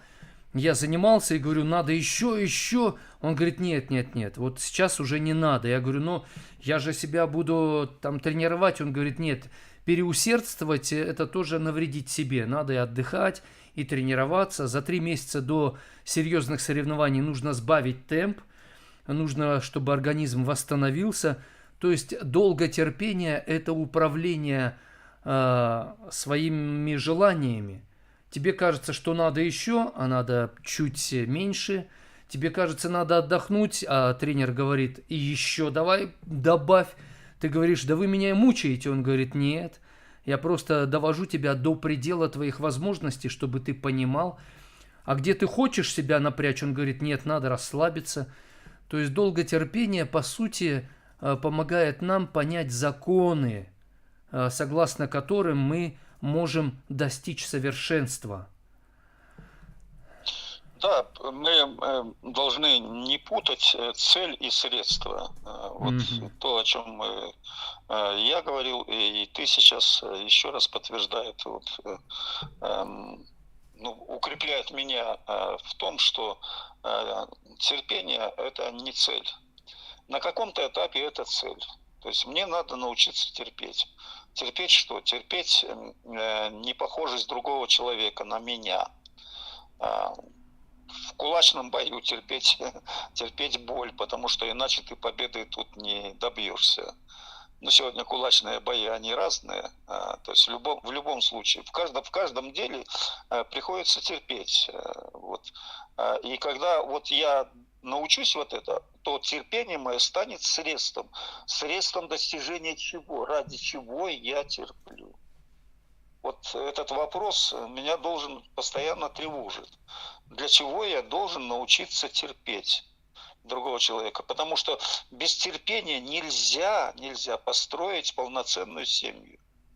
Нельзя сохранить семью, если у нас не хватает терпения друг к другу. Мы должны терпеть друг друга, потому что мы разные. Я мужчина, она женщина. У меня такой темперамент, у нее другой темперамент. У меня такое образование, у нее другое. У меня там опыт жизни такой, у нее другой. Я родился в такой семье, она в такой семье. И пошло, и поехало. И если мы не научимся терпеть друг друга, мы никогда не создадим семью. Вот показателем того, что мы научились с твоей матерью, с моей женой Татьяной Алексеевной, вот терпеть, показателем это является то, что мы 55 лет вместе с ней живем. И слава Богу, качество нашей жизни оно только улучшается. Да, и я свидетель этому, и мы с братом, и наши внуки, это, точнее, наши дети, ваши внуки. Из Ютуба Нина написала: «Ваш папа гордость, вы достойный сын». Спасибо, Нина, слава Богу. Бог на самом деле нам помогает такими стать. Мы бы без Него не смогли быть такими, какие мы есть на сегодняшний день. А вот некто Боллинджер пишет: «Когда я болел, близкий человек сильно раздражал меня тем, что говорил: я же за тебя переживаю». То есть... Ну, конечно, конечно. Это бывает. Я вообще вот, ну, есть люди, похожие на меня, мне кажется, нас таких немало. Когда мне что-то плоховато, я не хочу, чтобы ко мне тут лезли, там, беседовали со мной, разговаривали. Но мне хочется, чтобы меня оставили в покое, чтобы я наедине с собой провел сам с собой беседу. Ага. Потом я сам включусь, и тогда мне нужен будет собеседник. А пока, ну, оставьте меня, ну, не лезьте. К сожалению, вот это то, что лезут к людям другие, это неспособность их овладеть искусством терпения в полной степени. Пишет нам Тил из ВКонтакте. Есть одна хорошая христианская песенка: «Уповай на Бога, верь и молись, пусть пройдет тревога, в нем душой крепись». И вроде бы человеку делать ничего не надо, да? Уповай, верь, молись, в нем душой крепись. И вот тут возникает вопрос: а как душой крепиться в Боге, чтобы полегчало? Бог помогает тому, кто что-то делает. Бог за человека ничего не делает. Бывают, конечно, случаи, когда человек находится в экстремальной ситуации, тогда Бог хватает за шиворот и нас спасает, вытаскивает. Такие примеры можно привести, наверное, ну, каждому в жизни они случались, когда на грани человек находился. Но обычно Бог показывает, что Он есть. А дальше Он говорит: ты делай сам. Вот мне очень нравится такое слово в Библии, которое апостол Павел употребляет. Соработники. Мы соработники у Бога. Мы соработники. Как, прощаясь со своими учениками, Иисус сказал, что я уже вас не называю там рабами, там кем-то. Я вас называю друзьями, потому что я вам все рассказал, я вам все открыл. То есть вот Бог открывает нам все, и мы становимся друзьями, потому что мы понимаем, чем мы можем помогать. Друг — это тот, кто помогает. Богу нужна наша помощь в том смысле, что Он заботится о нас, и поэтому мы должны пройти свою часть пути. И поэтому песенка-то хорошая, но, как любая песня, там больше каких-то символов, красивых слов, чем глубокого содержания. Николай пишет нам: вопрос: пойти в лес погулять, покричать – это полезно?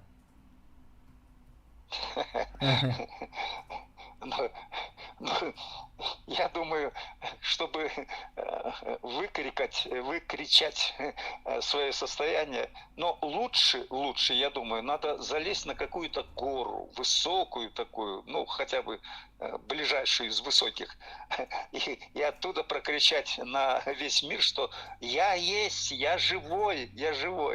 Ага. А так в лесу, я хожу по лесу, ну, каждое утро я совершаю тут вояж, у меня такая зарядка, хожу на источник, просто вместо зарядки. И мне кричать не хочется, мне хочется наблюдать в этой природе, любоваться, молчать. Кричать точно не хочется. А крикнуть, ну, хочется, тогда лучше повыше забраться и крикнуть. Такое, ну, это мои ощущения. Но у человека вот другие ощущения, что поделаешь. Николай пишет нам. Не знаю, мы это поймем ли, век живи, век учись, а мы, люди, всегда на те же грабли наступаем. Я бы такой вопрос задал в связи с этим.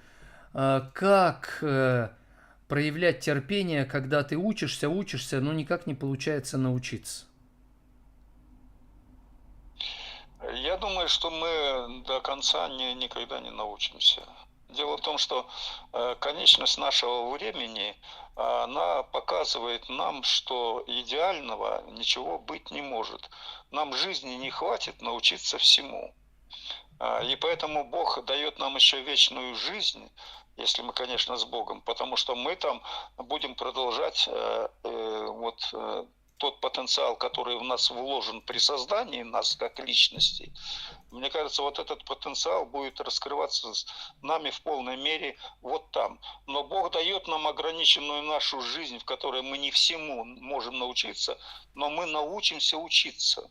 Вот главное в школьном образовании, не только в школьном, но вообще в образовании, и мне кажется, это самая большой пробел, самая большая проблема, самый большой прокол образования в том, что вся система образования и у нас, и в других странах, она не обучает человека учиться. Она дает знания, и поэтому мы не научаем учиться. А в жизни возникают новые ситуации, а мы не научены учиться. И поэтому мы на грабли наступаем. Те же грабли, только в профиль. Они все равно, вот эти грабли получаются. И поэтому мы должны максимально в своей жизни научить учиться. То есть, что значит научить учиться?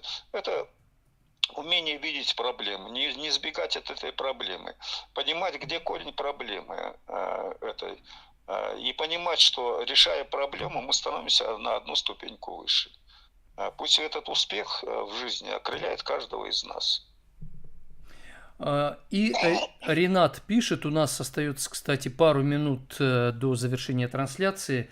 Любовь и терпение идут вместе, задает он вопрос, а риск – это благородное дело. Конечно, любовь и терпение, безусловно. И поэтому апостол Павел не случайно пишет в послании к Коринфянам, 13 глава, первое послание к Коринфянам, любовь долготерпит. Любовь долготерпит. Вот это качество поставлено вообще на первое место. То есть без способности терпеть любовь очень быстро скисает. Она быстро портится. Не способны мы терпеть друг друга, и от влюбленности нашей часто не остается и следа.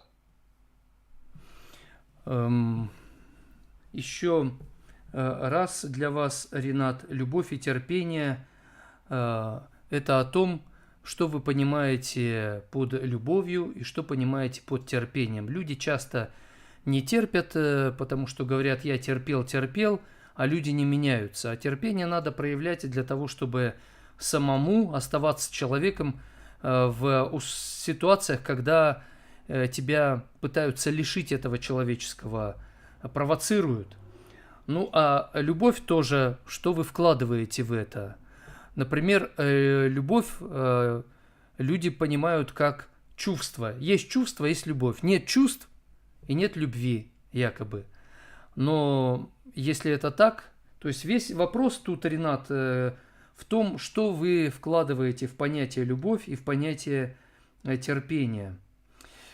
Спасибо большое за участие.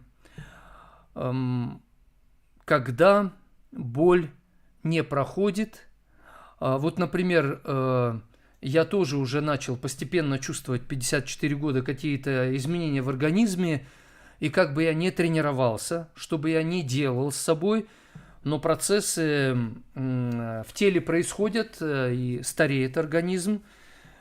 И как терпеть то, что ты не можешь исправить? Вот невозможно улучшить кардинально состояние своего здоровья. Поддерживать, да, но улучшить и до молодого состояния довести уже нет. Как тогда терпеть то, что изменить не можешь? Э, Есть такое выражение: Бог не дает испытаний сверх сил. М. Вот и в нашей жизни у нас есть у каждого возможность. Если ты начинаешь чувствовать в свои 54 года, что в тебе какие-то необратимые процессы происходят, то что я чувствую в свои 75 лет? Да, я устаю, но вот я своей жене сейчас говорю: стоп, на этом сегодня мы работу с тобой заканчиваем. Потому что если еще полчаса мы поработаем, мы вообще никакие. И ночью будет не сон, а будет бессонница от того, что мы переусердствовали. Поэтому давай лучше сейчас вот закончим, завтра мы с этого начнем день. И мы вот таким образом учимся поступать в пределах своих возможностей. Очень важно понимать ограниченность своих возможностей и поступать в пределах этих возможностей. И тогда ты будешь добиваться успеха, и тогда ты будешь радоваться, что, несмотря на твои лета, ты мог это сделать. Ты не можешь сделать того, что раньше делал, но зато ты можешь сделать то, чего раньше не делал. Вот, мне кажется, в этом прелесть любого возраста. И поэтому чем старше становишься, тем мне вообще, чем я старше становлюсь, тем у меня больше радости. Рад, что у меня такой Это пример странно. в твоем лице живой есть, и это здорово. Ну что, тогда до следующего четверга? Да, дай бог. Да, дай бог. Сейчас мы сфотографируемся, я пошлю фотографию с нашими родственниками. О, отлично, отлично. Очень-очень ждем фото. И я так Ага. давно хотел это увидеть и увижу. Спасибо, пап, большое. Ага. Пока-пока. Всего доброго. С нами был мой папа Владимир Алексеевич Сарапулов. В следующий четверг ждите, мы будем с ним вместе вновь с вами. В следующем часе эфира мы поговорим на тему «Один любит, а другой пользуется». И что с этим делать?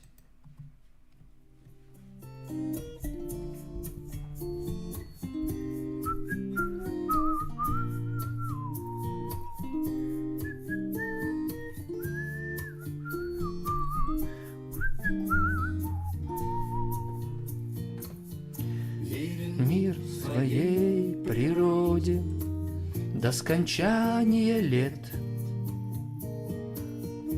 На рассвете тьма уходит, ибо свет рождает свет. Свет рождает свет. 100 мелодий стихли врозь.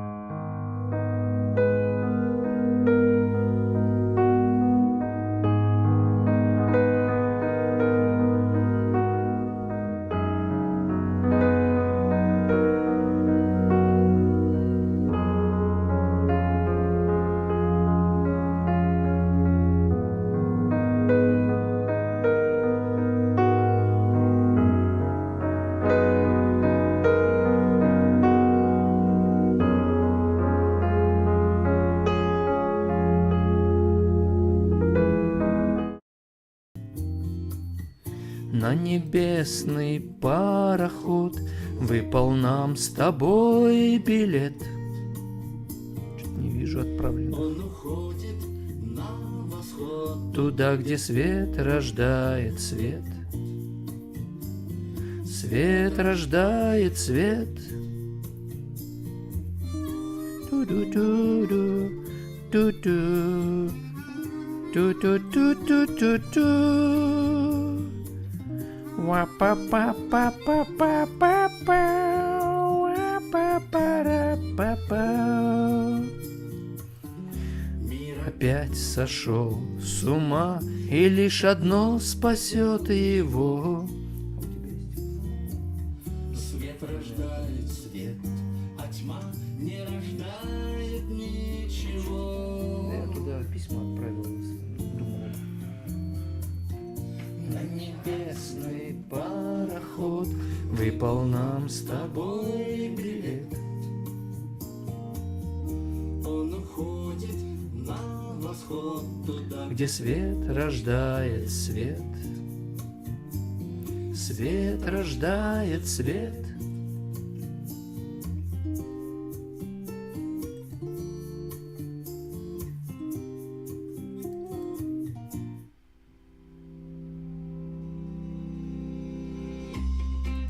включаю On Air.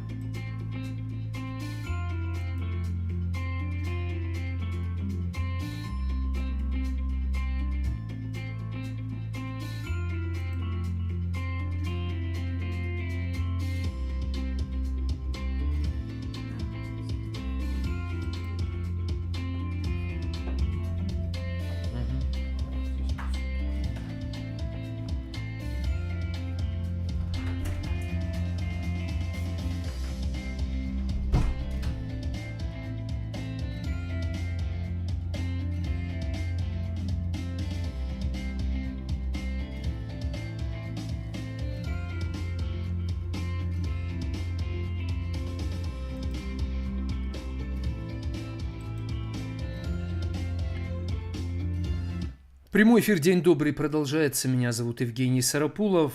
Тема этого часа «Один любит, другой пользуется». Как правильно любить, чтобы тобою не пользовались твоей любовью. Но в то же время мы все пользуемся. Вы пользуетесь моими экспертными способностями, опытом, и это нормально. И я хочу, чтобы вы этим пользовались. Но важно, чтобы человек умел правильно пользоваться тем, что он берет. Перед тем, как мы продолжим эту тему, Леонид Агутин с песней «Счастье не вешает нос».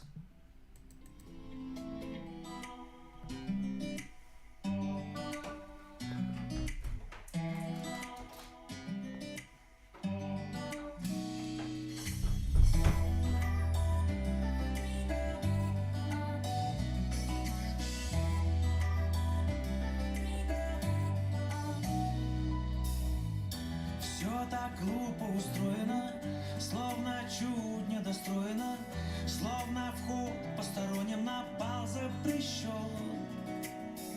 Но идти на попятную никому не запятнанным невозможно, понятно, не будешь прощен. На краю тайных грез, на пути полным тщетных надежд, счастье не вешает нос, оно всерьез за нас с тобой бьется. И в необъявленный день, и даже час, оно к тебе опять вернется. Опять вернется.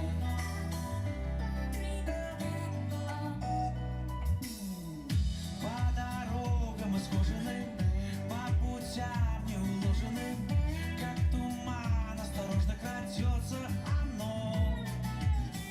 Все одежды путовые, не меняя на новые, дарит смутно знакомое что-то одно.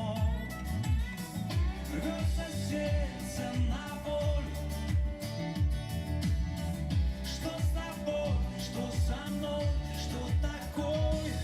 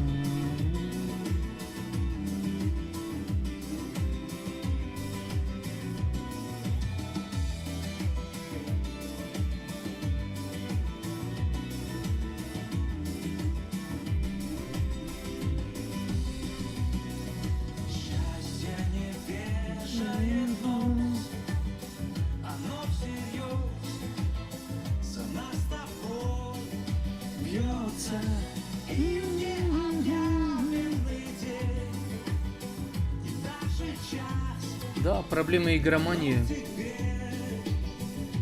опять вернется.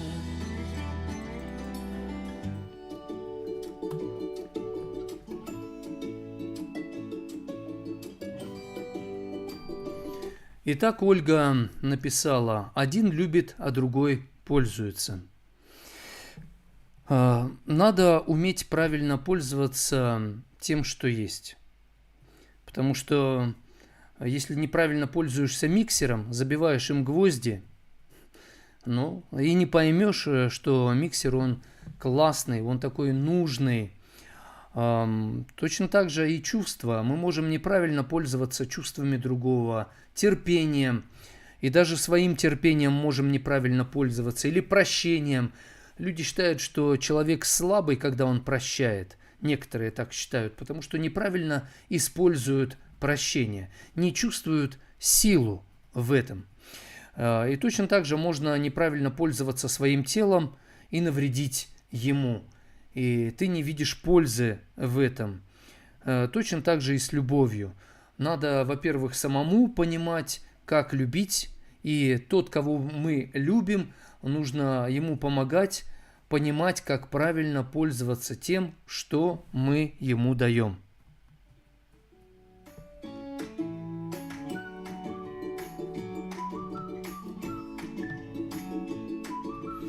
Я в наших трансляциях замечаю, за некоторыми высказывают свое мнение и особо и не прислушиваются к мнению других. Просто имеют свое мнение, у них своя правда, и они это высказывают, лишь бы, так сказать, высказать свое, настоять на своем, не умеют слушать других людей, не умеют прислушиваться, не хотят понять другую точку зрения и просто высказывают свое.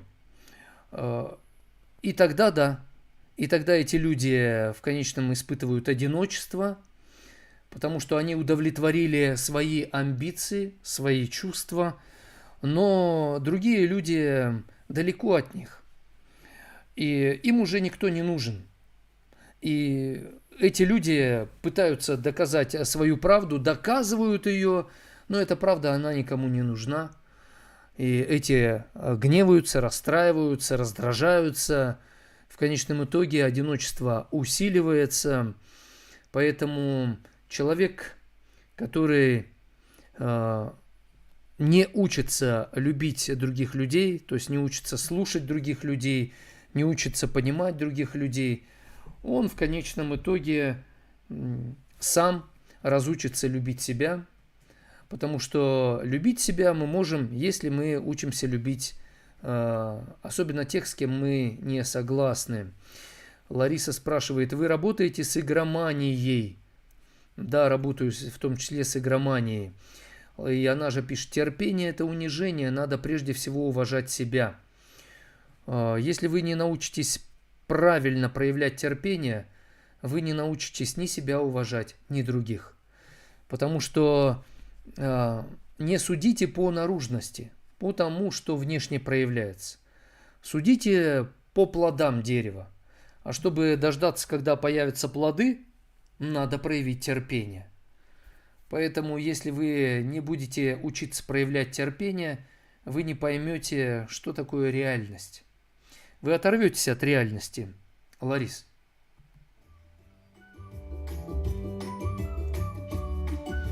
Поэтому весь вопрос, как правильно использовать терпение. Вы любите кого-то, и вы проявляете терпение к слабостям человека, которого вы любите. Но вы можете неправильно проявлять терпение. И тогда вы разочаровываетесь, и тогда вам кажется, терпение – это что-то слабое, что-то ненужное, бесполезное. А если вы правильно используете терпение, тогда вы сможете научиться получать результат от этого. И ум у вас появится особый. Но в нашей трансляции я наблюдаю людей, которые только высказывают свое мнение. И они довольны тем, что они могут сказать то, что они думают. Но чтобы сказать так, чтобы тебя поняли, для этого надо научиться понимать других. Не будешь учиться понимать других, не сможешь высказывать свое мнение так, чтобы оно было созидательным. И даже если оно будет правильным, твоя правда будет никому не нужна.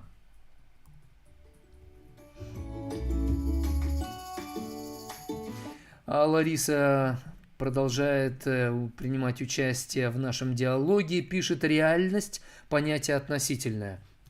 Да, есть ваша реальность, есть моя реальность, есть трансцендентная реальность, существует так называемая объективная реальность, которую мы не можем познать до конца. Она слишком объемна, большая, но она есть. Объективная реальность. Например, дважды два – 4. Вы, Лариса, с этим согласны? Вы можете не соглашаться, но дважды 2 – это все-таки 4. Поэтому есть реальность, которую нужно принимать. Люди говорят, можно доказать, что дважды 2 – это 3 или 5. Ну да, можно доказать, но в жизни работает именно дважды 2. Это применяется во всех разработках, в построении зданий, всего-всего. А дважды 2, 3 или 5 это не работает в жизни. Теоретически это можно доказать, а на практике это... Поэтому реальность понятие относительное. Так часто говорят люди, которые не хотят принять реальность такой, какая она есть. Все надо начинать с простых вещей. Черное называть черным, белое белым. Есть очень много вещей, непонятно, то ли это черное, то ли белое. И тут нет спора, тут, конечно, сложно, непросто, надо вникать, пробовать, изучать. Но когда все очень понятно и просто, если мужчина изменяет женщине, или если женщина изменяет своему мужчине, это плохо, это зло. Но если вы это оправдываете, тогда у вас все будет относительным. Все начинается с очень простых вещей. Если зло называть злом, а добро добром, тогда вы свои чувства приучаете навыкам, вы тренируете свои чувства, и тогда ваша интуиция будет работать вот так классно. И тогда вы сможете проявлять терпение так, как надо, чтобы другие этим не пользовались, как хотели.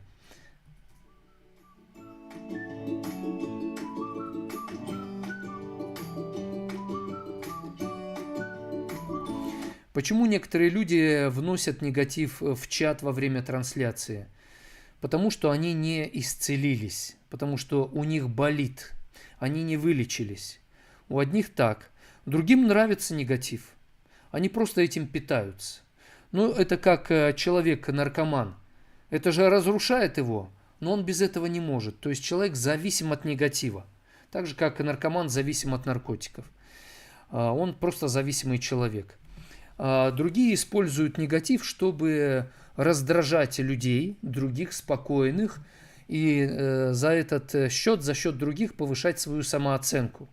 Они опустили, так сказать, ниже плинтуса терпеливых, спокойных, выбили их из колеи своими комментариями, раздражили и этим самым чувствуют свою силу. Но на самом деле они паразитируют за счет других людей, повышают самооценку, в итоге их ожидают большие проблемы, глубокое падение и жуткая боль, и разбитая корыто по жизни. Кто-то негативит и даже не понимает, что он негативит. Есть люди, которые не ведают, что творят. Вот какие причины, почему люди негативно ведут себя в чате.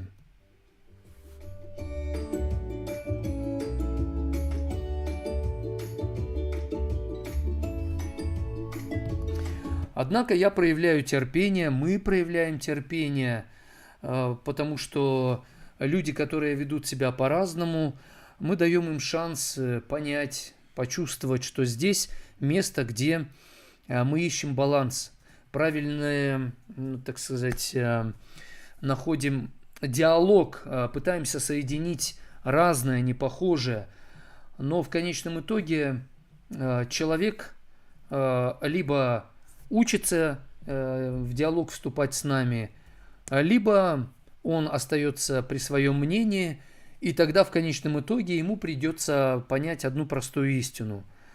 В каждом монастыре свой устав. Это мои личные странички в социальных сетях. И здесь вы заходите не просто в какое-то общественное заведение, вы заходите на мою личную страничку. И здесь свой устав. Да, и в конечном итоге, если вы не учитесь понимать этот устав, не учитесь его соблюдать хоть в какой-то мере, то тогда шелбан, и вас отсюда просто давай до свидания. Черный список, заблокировать или просто игнорировать ваши высказывания, вопросы. Ну, способы бывают разные.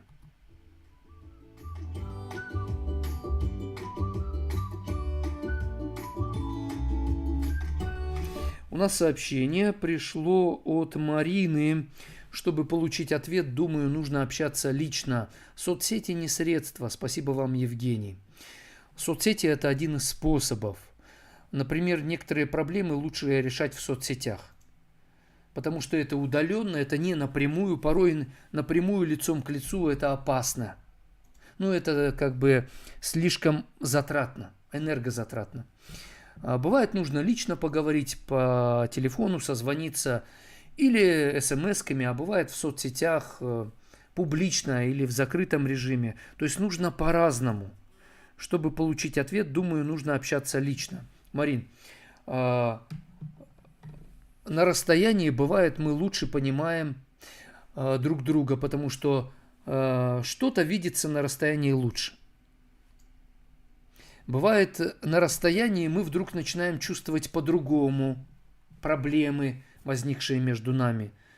И это позволяет нам по-другому посмотреть на проблему, а это именно то, что надо. То есть, когда мы лично, когда мы близко, лицом к лицу, у нас тоже появляется определенная зацикленность. Хотя лицом к лицу, естественно, это хорошо. Но нельзя это рассматривать как панацею, как единственный способ.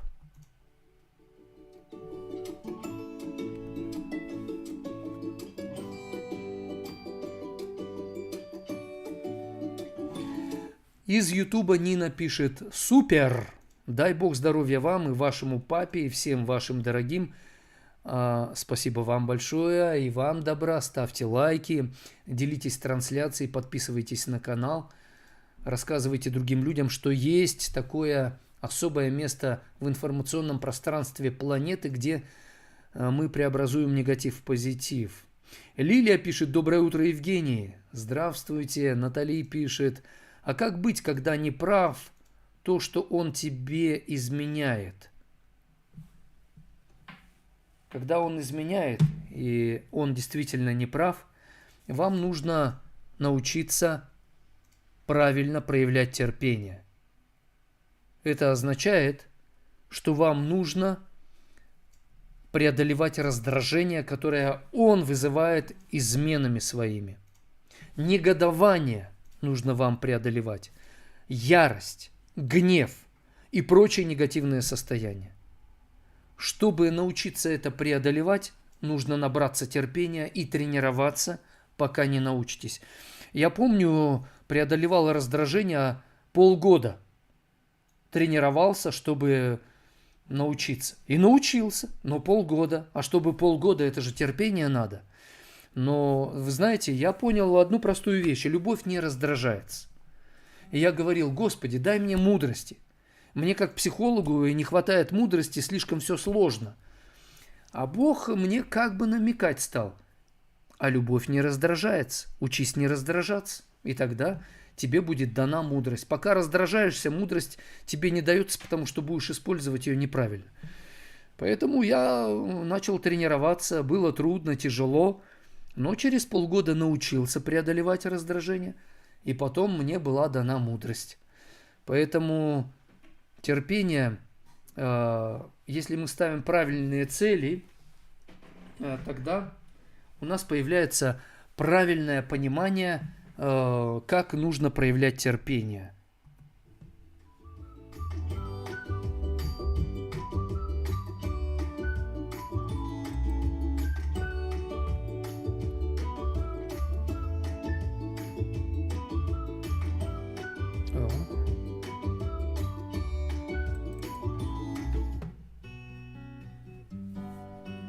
Натали, очень рад помочь.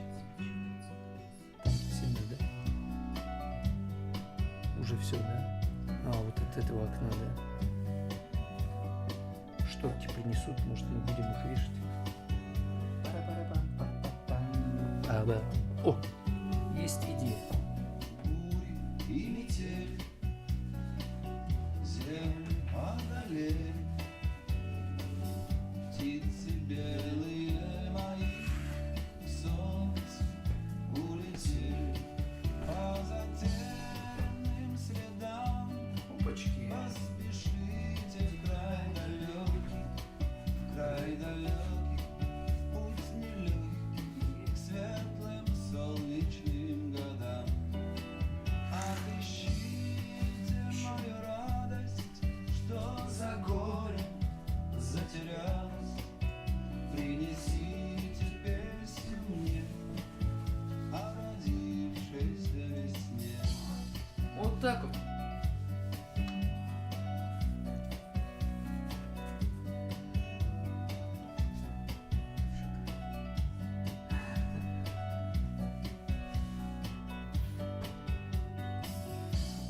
Разыщите лучи, что закрыли тучи, и родник живой воды напоит сады. Отыщите в тишине голос ласковый, любимый, рук тепло, дающий силы, взгляд ее верните мне. Принесите мне веселье горных рек и рек весенних, жар людских сердец согретых, вольных странствий теплым ветром.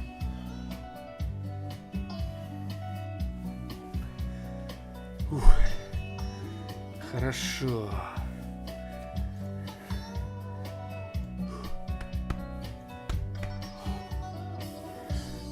Попросите Небо.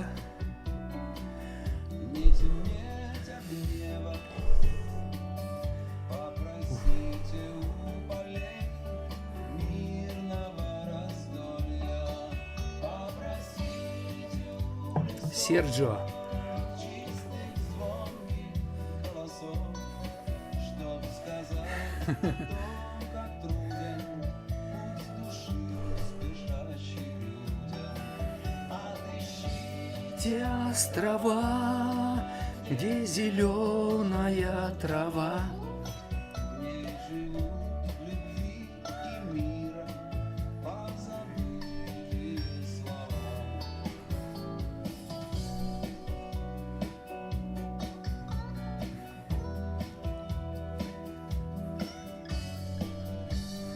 Нашли способ, да?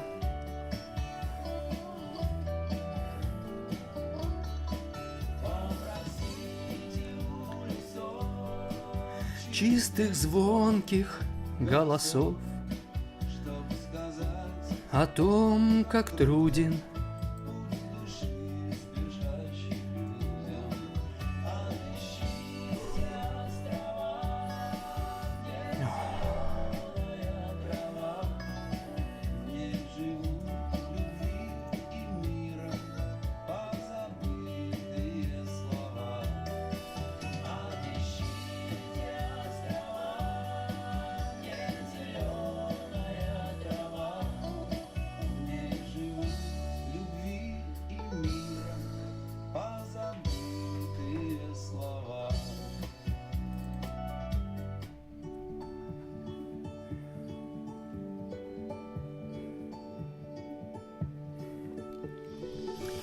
Мы говорим о ситуации, когда ты любишь, а тобою пользуются. Как любить, чтобы тобой не пользовались, как хотели.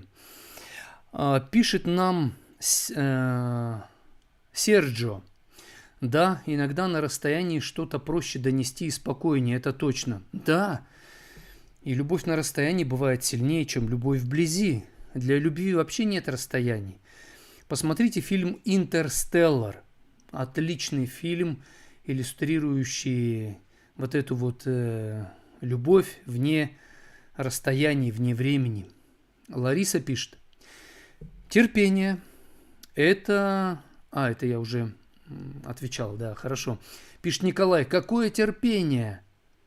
И использует слово грубое, ну типа, да пошло оно, только вежливо. Это, Николай, говорит о том, что вы терпением пользуетесь неэффективно или неправильно, поэтому и не чувствуете, и не видите силу, ценность терпения. Если бы пользовались этим эффективно и правильно, тогда, конечно, и так очень часто в жизни. То, чем мы не умеем пользоваться правильно, мы это перестаем ценить. Поэтому, когда в любви, например, вы любите своего близкого, он пользуется вашим терпением, пониманием, чем там еще он пользуется. Я очень часто во время индивидуальных консультаций учу и мужчин, и женщин понимать себя, как правильно пользоваться своим телом, своими мыслями, душевными качествами, своим потенциалом, чтобы научить того, кого вы любите, правильно пользоваться вашим потенциалом, вашим телом, вашими душевными качествами. Потому что вся жизнь, она такая. Надо научиться пользоваться всем правильно. Терпением надо точно так же правильно научиться пользоваться.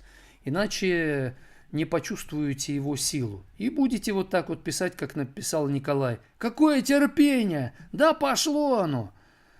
Наталья пишет. Каждый день день сурка. Устала не могу больше. Злость, лень ужасная. Но облака на небе разные. Каждый день не одни и те же облака. Если посмотрите на муравьев, они что-то там вытаскивают, делают, у них меняется. Вообще в жизни все меняется. Когда день сурка для вас, это значит, что вы приучили себя видеть одно и то же. Когда вы видите другое, иное, вы не хотите это замечать. То есть вы замечаете то, на чем вы зациклились. И тут возникает вопрос, Наталья, почему вы на этом зациклились? Злость вы пишете, лень. Злость и лень зацикливают нас на чем-то однообразном. Делают нашу жизнь монотонной. Злость и лень. Следовательно, надо избавляться от злости, чтобы вы перестали чувствовать себя как день сурка. Кстати, день сурка, смотрели фильм? А в этом же фильме есть очень-очень классный пример того, как в конечном итоге этот мужчина, который попал в день сурка, что он начал делать? Наталья, помните? Фильм просто великолепный, посмотрите его. Пишет Наталья, она же. Мне очень плохо, думаю, что не выберусь из этого замкнутого круга.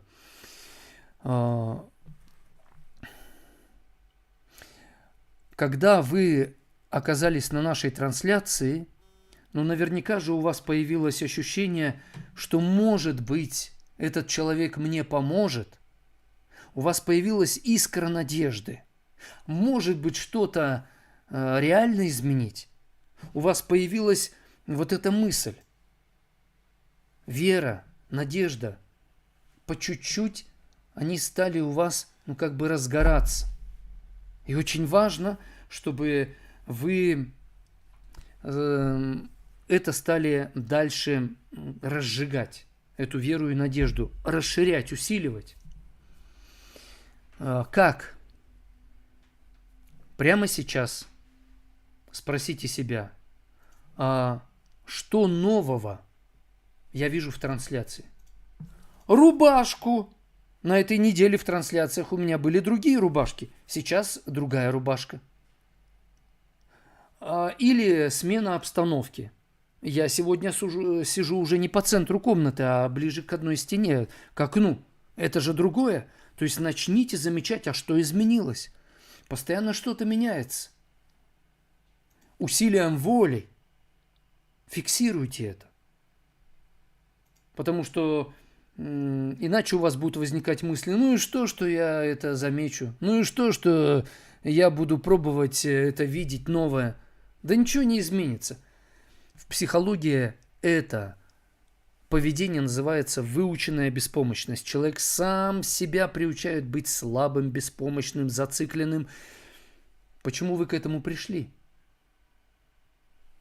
Может быть, вы говорили: ну что, не я такая, жизнь такая. Что я сделаю? Меня превращают в раба. С моим мнением не считаются. Я винтик в большом механизме. Вот так человек приучает себя к состоянию беспомощности. Да, у нас нет власти над многими обстоятельствами. Бывает очень мало сил что-то изменить. Но надо концентрироваться на том, что вы можете изменить. На том, на что вы можете влиять. Некто Людмила Здорикова пишет: пусто треп. Появился тролль. Да. Пожалуйста, принесите тряпочку, вытерите пыль, которую создает вот эта женщина Людмила. Вы засланный тролль? Или тролль вынужденный по жизни? Вы зарабатываете на этом? Питаетесь пылью? Вы у нас кто? Вы моль, наверное, да? Кто питается пылью?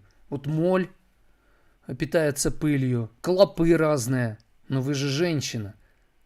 Хватит быть клопом или молью.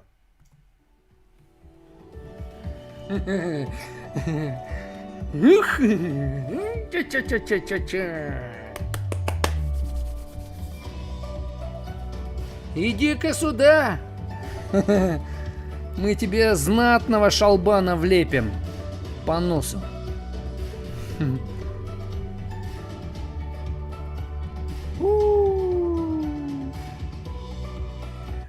Продолжаем говорить на тему «Ты любишь, а тобою, твоей любовью пользуются». И что с этим делать? Пишет нам... да, можно переслать, кстати, это сообщение на ДД Раша. Пишет нам Марина: это правда. Любовь не раздражается. И она очень терпелива. Очень.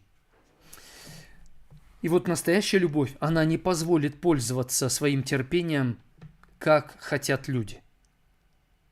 Она не позволит.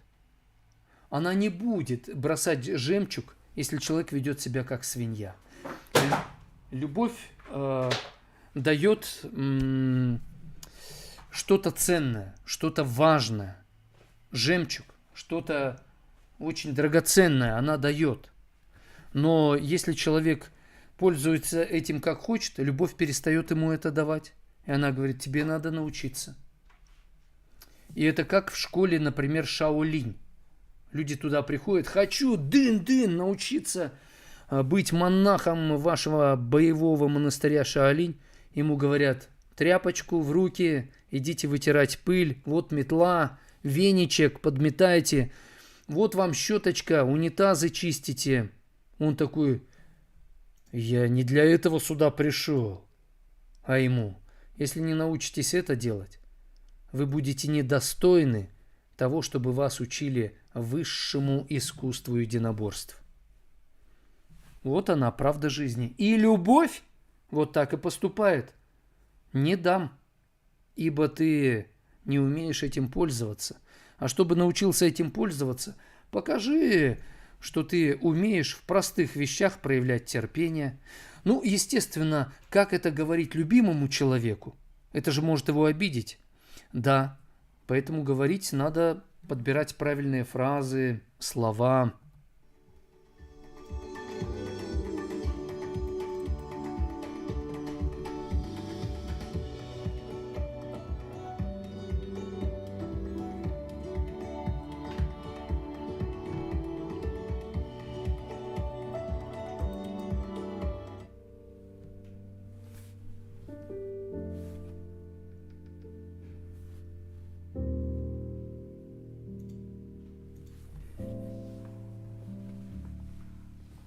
Если бы любовь была такой,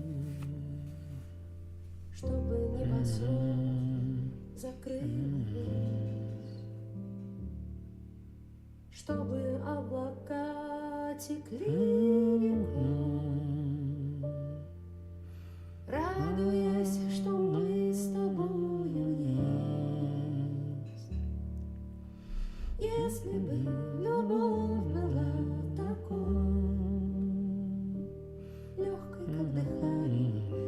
чистый, как вода. Ты меня увидел бы другому и не отпустил меня, наверное, никогда. Вечер от дождя промок насквозь, капли по стеклу Не отступим. стучат рекой. Будем делать свое дело качественно. Мы с тобой летим, как птицы в рожь, думая все время об одном. Если бы любовь была такой, легкой, как дыхание, и чистой, как вода, ты меня видел бы другой, не отпустил бы, наверное, никогда. Не отпустил меня бы никогда.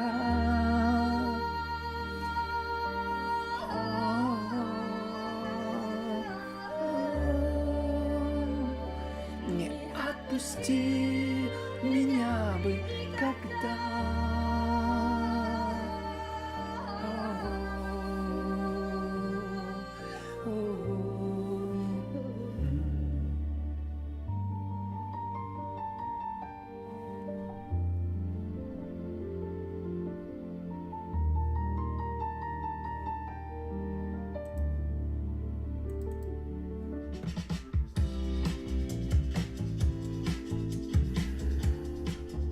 Прямой эфир «День добрый» продолжается. Это великолепная песня в исполнении Севары. Если бы любовь была такой. Мы мечтаем о любви. Но когда приходит время учиться любить, почему-то сбегаем из школы жизни. Ибо в школе жизни научиться любить – это самый сложный предмет. Даже в Библии написано: «Не оставайтесь никому ничем должными, кроме взаимной любви». Самое сложное – это учиться любить в нашем мире. Пишет нам Наташа: когда все пофиг, это депрессия? Да, но не всегда. Бывает это равнодушие, усталость. Бывает, ты не понимаешь, что делать. И поэтому, или ты делал, а все это не дает результата. И тебе становится пофиг. Или твой труд не ценят, тебе становится пофиг. Это может довести до депрессии. А может, наоборот, научить тебя действовать по-другому. Наталья пишет: Евгений, кто из детей пошел по вашим стопам? Пока никто. Но, возможно, один из моих детей по моим стопам пойдет. Но даже если они не пойдут по моим стопам, у нас есть общие принципы семьи. Мы позитивные, мы практичные и мы полезные. Расшифровываю. Мы позитивные, это значит, что мы учимся преобразовывать негатив в позитив. Мы практичные, то есть мы учимся практично относиться ко всему в жизни. И к хорошему, и к плохому. И мы полезные, то есть мы учимся быть полезными даже для своих недоброжелателей, врагов. Ибо если враг твой голоден, накорми его, жаждет, дай ему пить. Поступая так, ты соберешь ему горящие угли на череп.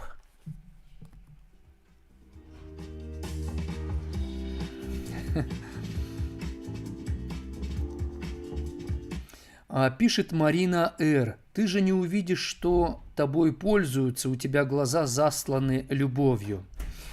Ну да, настоящая любовь, она кажется слепой, потому что она продолжает тебе доверять и давать шанс, когда ты этого недостоин, а ты продолжаешь этим пользоваться. Я помню, впечатлило мое небольшое четверостишье, маленький стишочек я сочинил молодым людям, проводил у старшеклассников лекцию о любви, об отношениях. И они такие: эй, чел, мэн, ты хорошо чешешь, давай продолжать дальше. Ну и вот так как-то, да, с таким сленгом я понял, что на следующую встречу нужно приготовить что-то особенное. Потому что они типа меня раскусили, чешешь языком красиво, но у нас своя жизнь, у тебя своя. Мы хотим секса, а ты нам про любовь тут верную. И сочинил стих.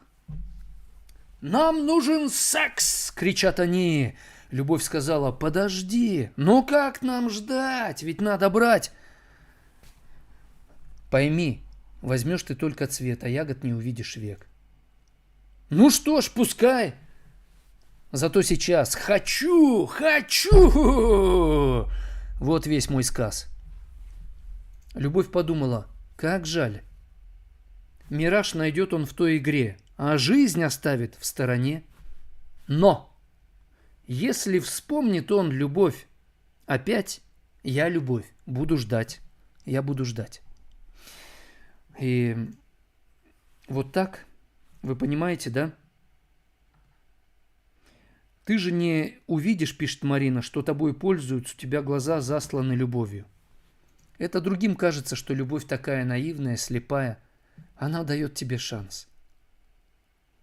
И тот, кто раскаивается в своих эгоистичных, хитрых замыслах, лукавых мыслях, тот способен вернуться к любви. В порванных штанинах, как бомж, как свинья в грязи, выпалший из болота, из своей блевотины. И любовь говорит: я тебя принимаю, потому что ты раскаялся. Ты по-настоящему, по-честному признал свое состояние, и я готова тебе помочь. И любовь помогает, она оставляет шанс. Но есть люди, которые оправдывают свое хрюканье. Им нравится. Они такими остаются. И любовь туда не идет, в болото. Она говорит: выползешь, даже если вонючий, грязный, отвратительный, все от тебя отвернутся, а я тебя вычищу, помою, почищу, потому что ты хочешь стать чище. Не хочешь стать? Ну что ж, оставайся. И в ад и рай пойдут одни добровольцы. Поэтому это выбор, Марина Р. Но надо уметь, конечно, учиться доверять, учиться давать шанс. Я люблю вас, конечно, но вы видите, что я продолжаю в каждой трансляции учиться давать вам шанс. Доверять. По-разному это делаю. Потому что мне надо нащупать нутро, настоящее состояние ваше. Так чем же дышит сегодня Оксана, например?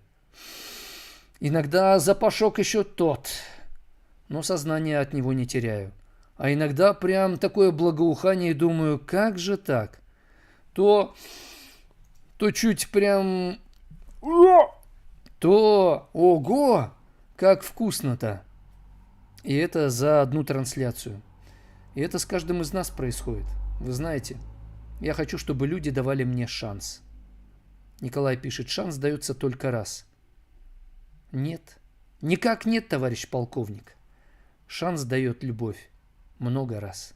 Просто вы этого не замечаете. А она говорит: ты не хочешь учиться, поэтому ты не замечаешь эти шансы.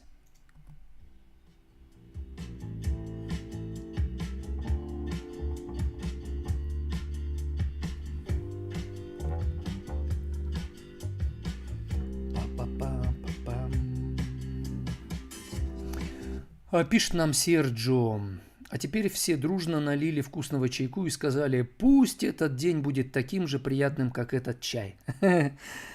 Хорошо, спасибо. Марина пишет: Евгений, афродизиаками учите пользоваться? Нет, мадам. Серджо пишет: терпение и труд все перетрут. Не всегда, но это один из эффективных способов. Если особенно правильно применять терпение и труд. Наташа пишет, терпилами пользуются. Поэтому надо правильно учиться проявлять терпение. А Наталья пишет, болезнь мамы привела меня к такой жизни, лучше уйти из жизни. Лучше научиться жить по-другому. Наталья. Из Ютуба пишет, Ахиллес, бабушку выгоните. Что-то я не понял вас совсем. Вы только что проснулись? Или вы из 6-й палаты? Вы откуда такой нарисовались, а? Наташа пишет, любить надо тех, кто достоин твоей любви, то есть только взаимно. Бог нас полюбил, когда мы были грешными, недостойными. Любовь любит человека таким, какой он есть, чтобы дать человеку шанс стать лучше. Любовь любит так, чтобы человек захотел стать лучше. Понимаете? А Марина пишет, мне этого не понять, я люблю и не думаю о том, чтобы учиться этому. Ну и живите с этим, это ваш выбор. А мы будем по-другому. Валентина пишет, доброе утро, я влюбилась в мужчину, но не могу об этом ему сказать, что делать. Напишите письмо. Это письмо дайте кому-то из своих знакомых, папе особенно. Запишитесь ко мне на консультацию, я помогу вам это письмо скорректировать. И это будет такой тренинг, который поможет вам подготовиться к разговору с ним. Но говорите мужчине о том, что вы в него влюбились, это рискованно. Он может воспользоваться вашими чувствами. Лучше вам научиться с ним не как с мужчиной отношения выстраивать, а как с человеком. И задайтесь вопросом, с этим человеком я могу какие-то серьезные дела делать по жизни? Или как мужчина он мне нравится, а вот как человек что-то у меня сомнения. Однажды, когда я хотел сделать предложение уже своей будущей Светлане, моей жене настоящей, мне один человек задал вопрос, она тебе нравится? Я говорю, очень. А ты хочешь, чтобы от нее были дети? Я ему говорю, не знаю. Он говорит, вот подумай. Это меня отрезвило, и я потом принял более взвешенное решение. Денис пишет, здорово, мужик, как дела? Какая тема сегодня? Денис, темы сегодня были разные, но сейчас я уже буду заканчивать через полторы, даже через минуту этот эфир, поэтому как дела? Дела разные. У меня дела хорошие, есть дела не очень хорошие, есть дела, которые меня вдохновляют, и дела, которые меня расстраивают. Дела разные. Вот мы с тобой можем дело какое-то сделать вместе, поддержать женщин, помочь им. Как? Чтобы вы, Денис, и я поработали сегодня в этом дне над собой, чтобы научились не раздражаться на женщин, а учились слушать их внимательно, принимать их такими, какие они есть. Попрактикуйте это, и на следующей неделе жду вас на трансляции, расскажите, как у вас на практике получается.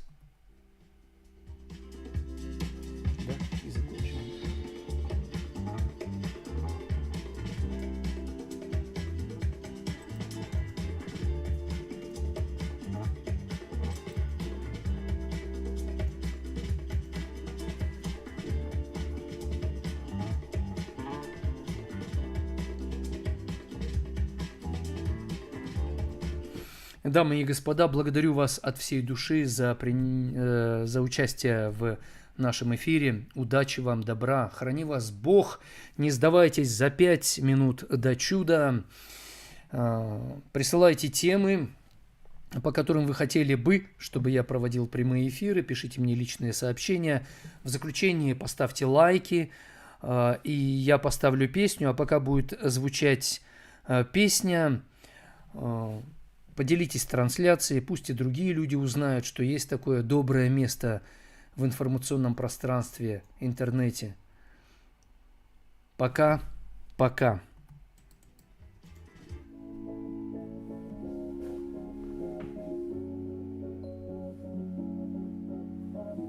Денис Щукин, я так и знал, что ты не джентльмен, а просто мужичок. Пишет, а зачем женщин поддерживать, они животные?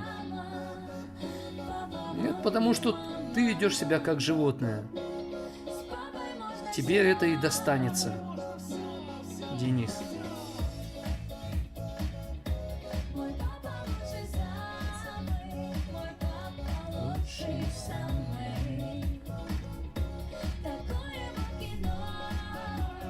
Леха, ты тему чуешь? Да, точно. Если ВНЖ получим, то купим шеру. Победил бы твой храм.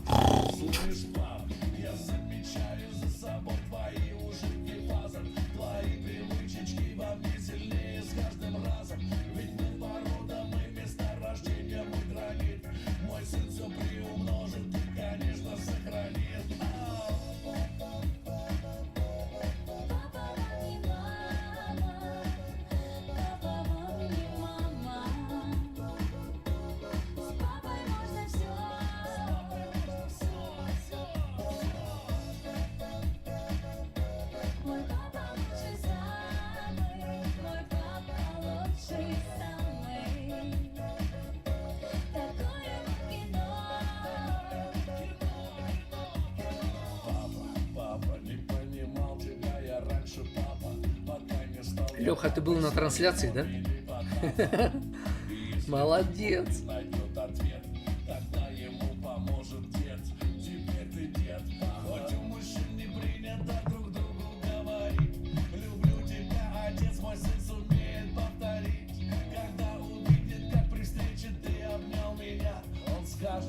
Деда, я люблю тебя.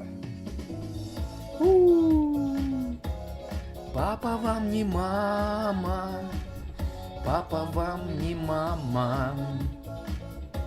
С папой можно все, все. Ну не все, конечно, уж буквально-то, да. Мой папа лучший самый. Кино.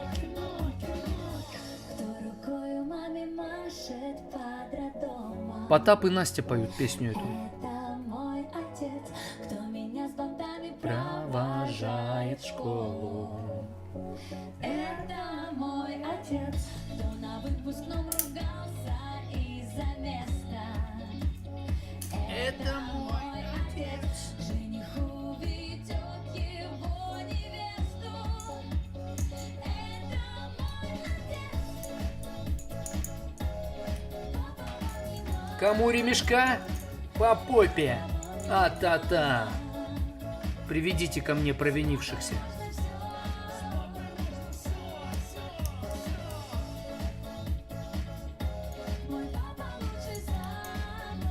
Мой папа лучший сам. А вот Николай Чаплынский первый раз помню на сегодня на трансляции.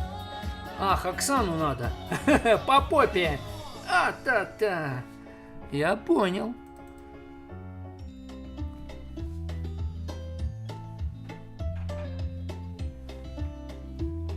Все, на этом мы заканчиваем.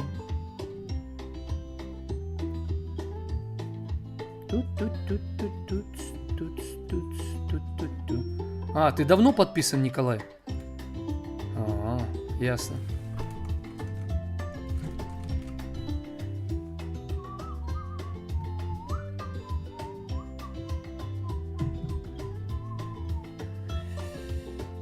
Все, папа пошел.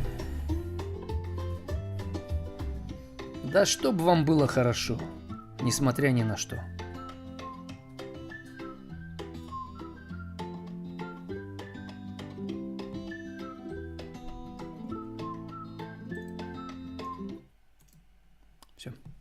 Все, закончил.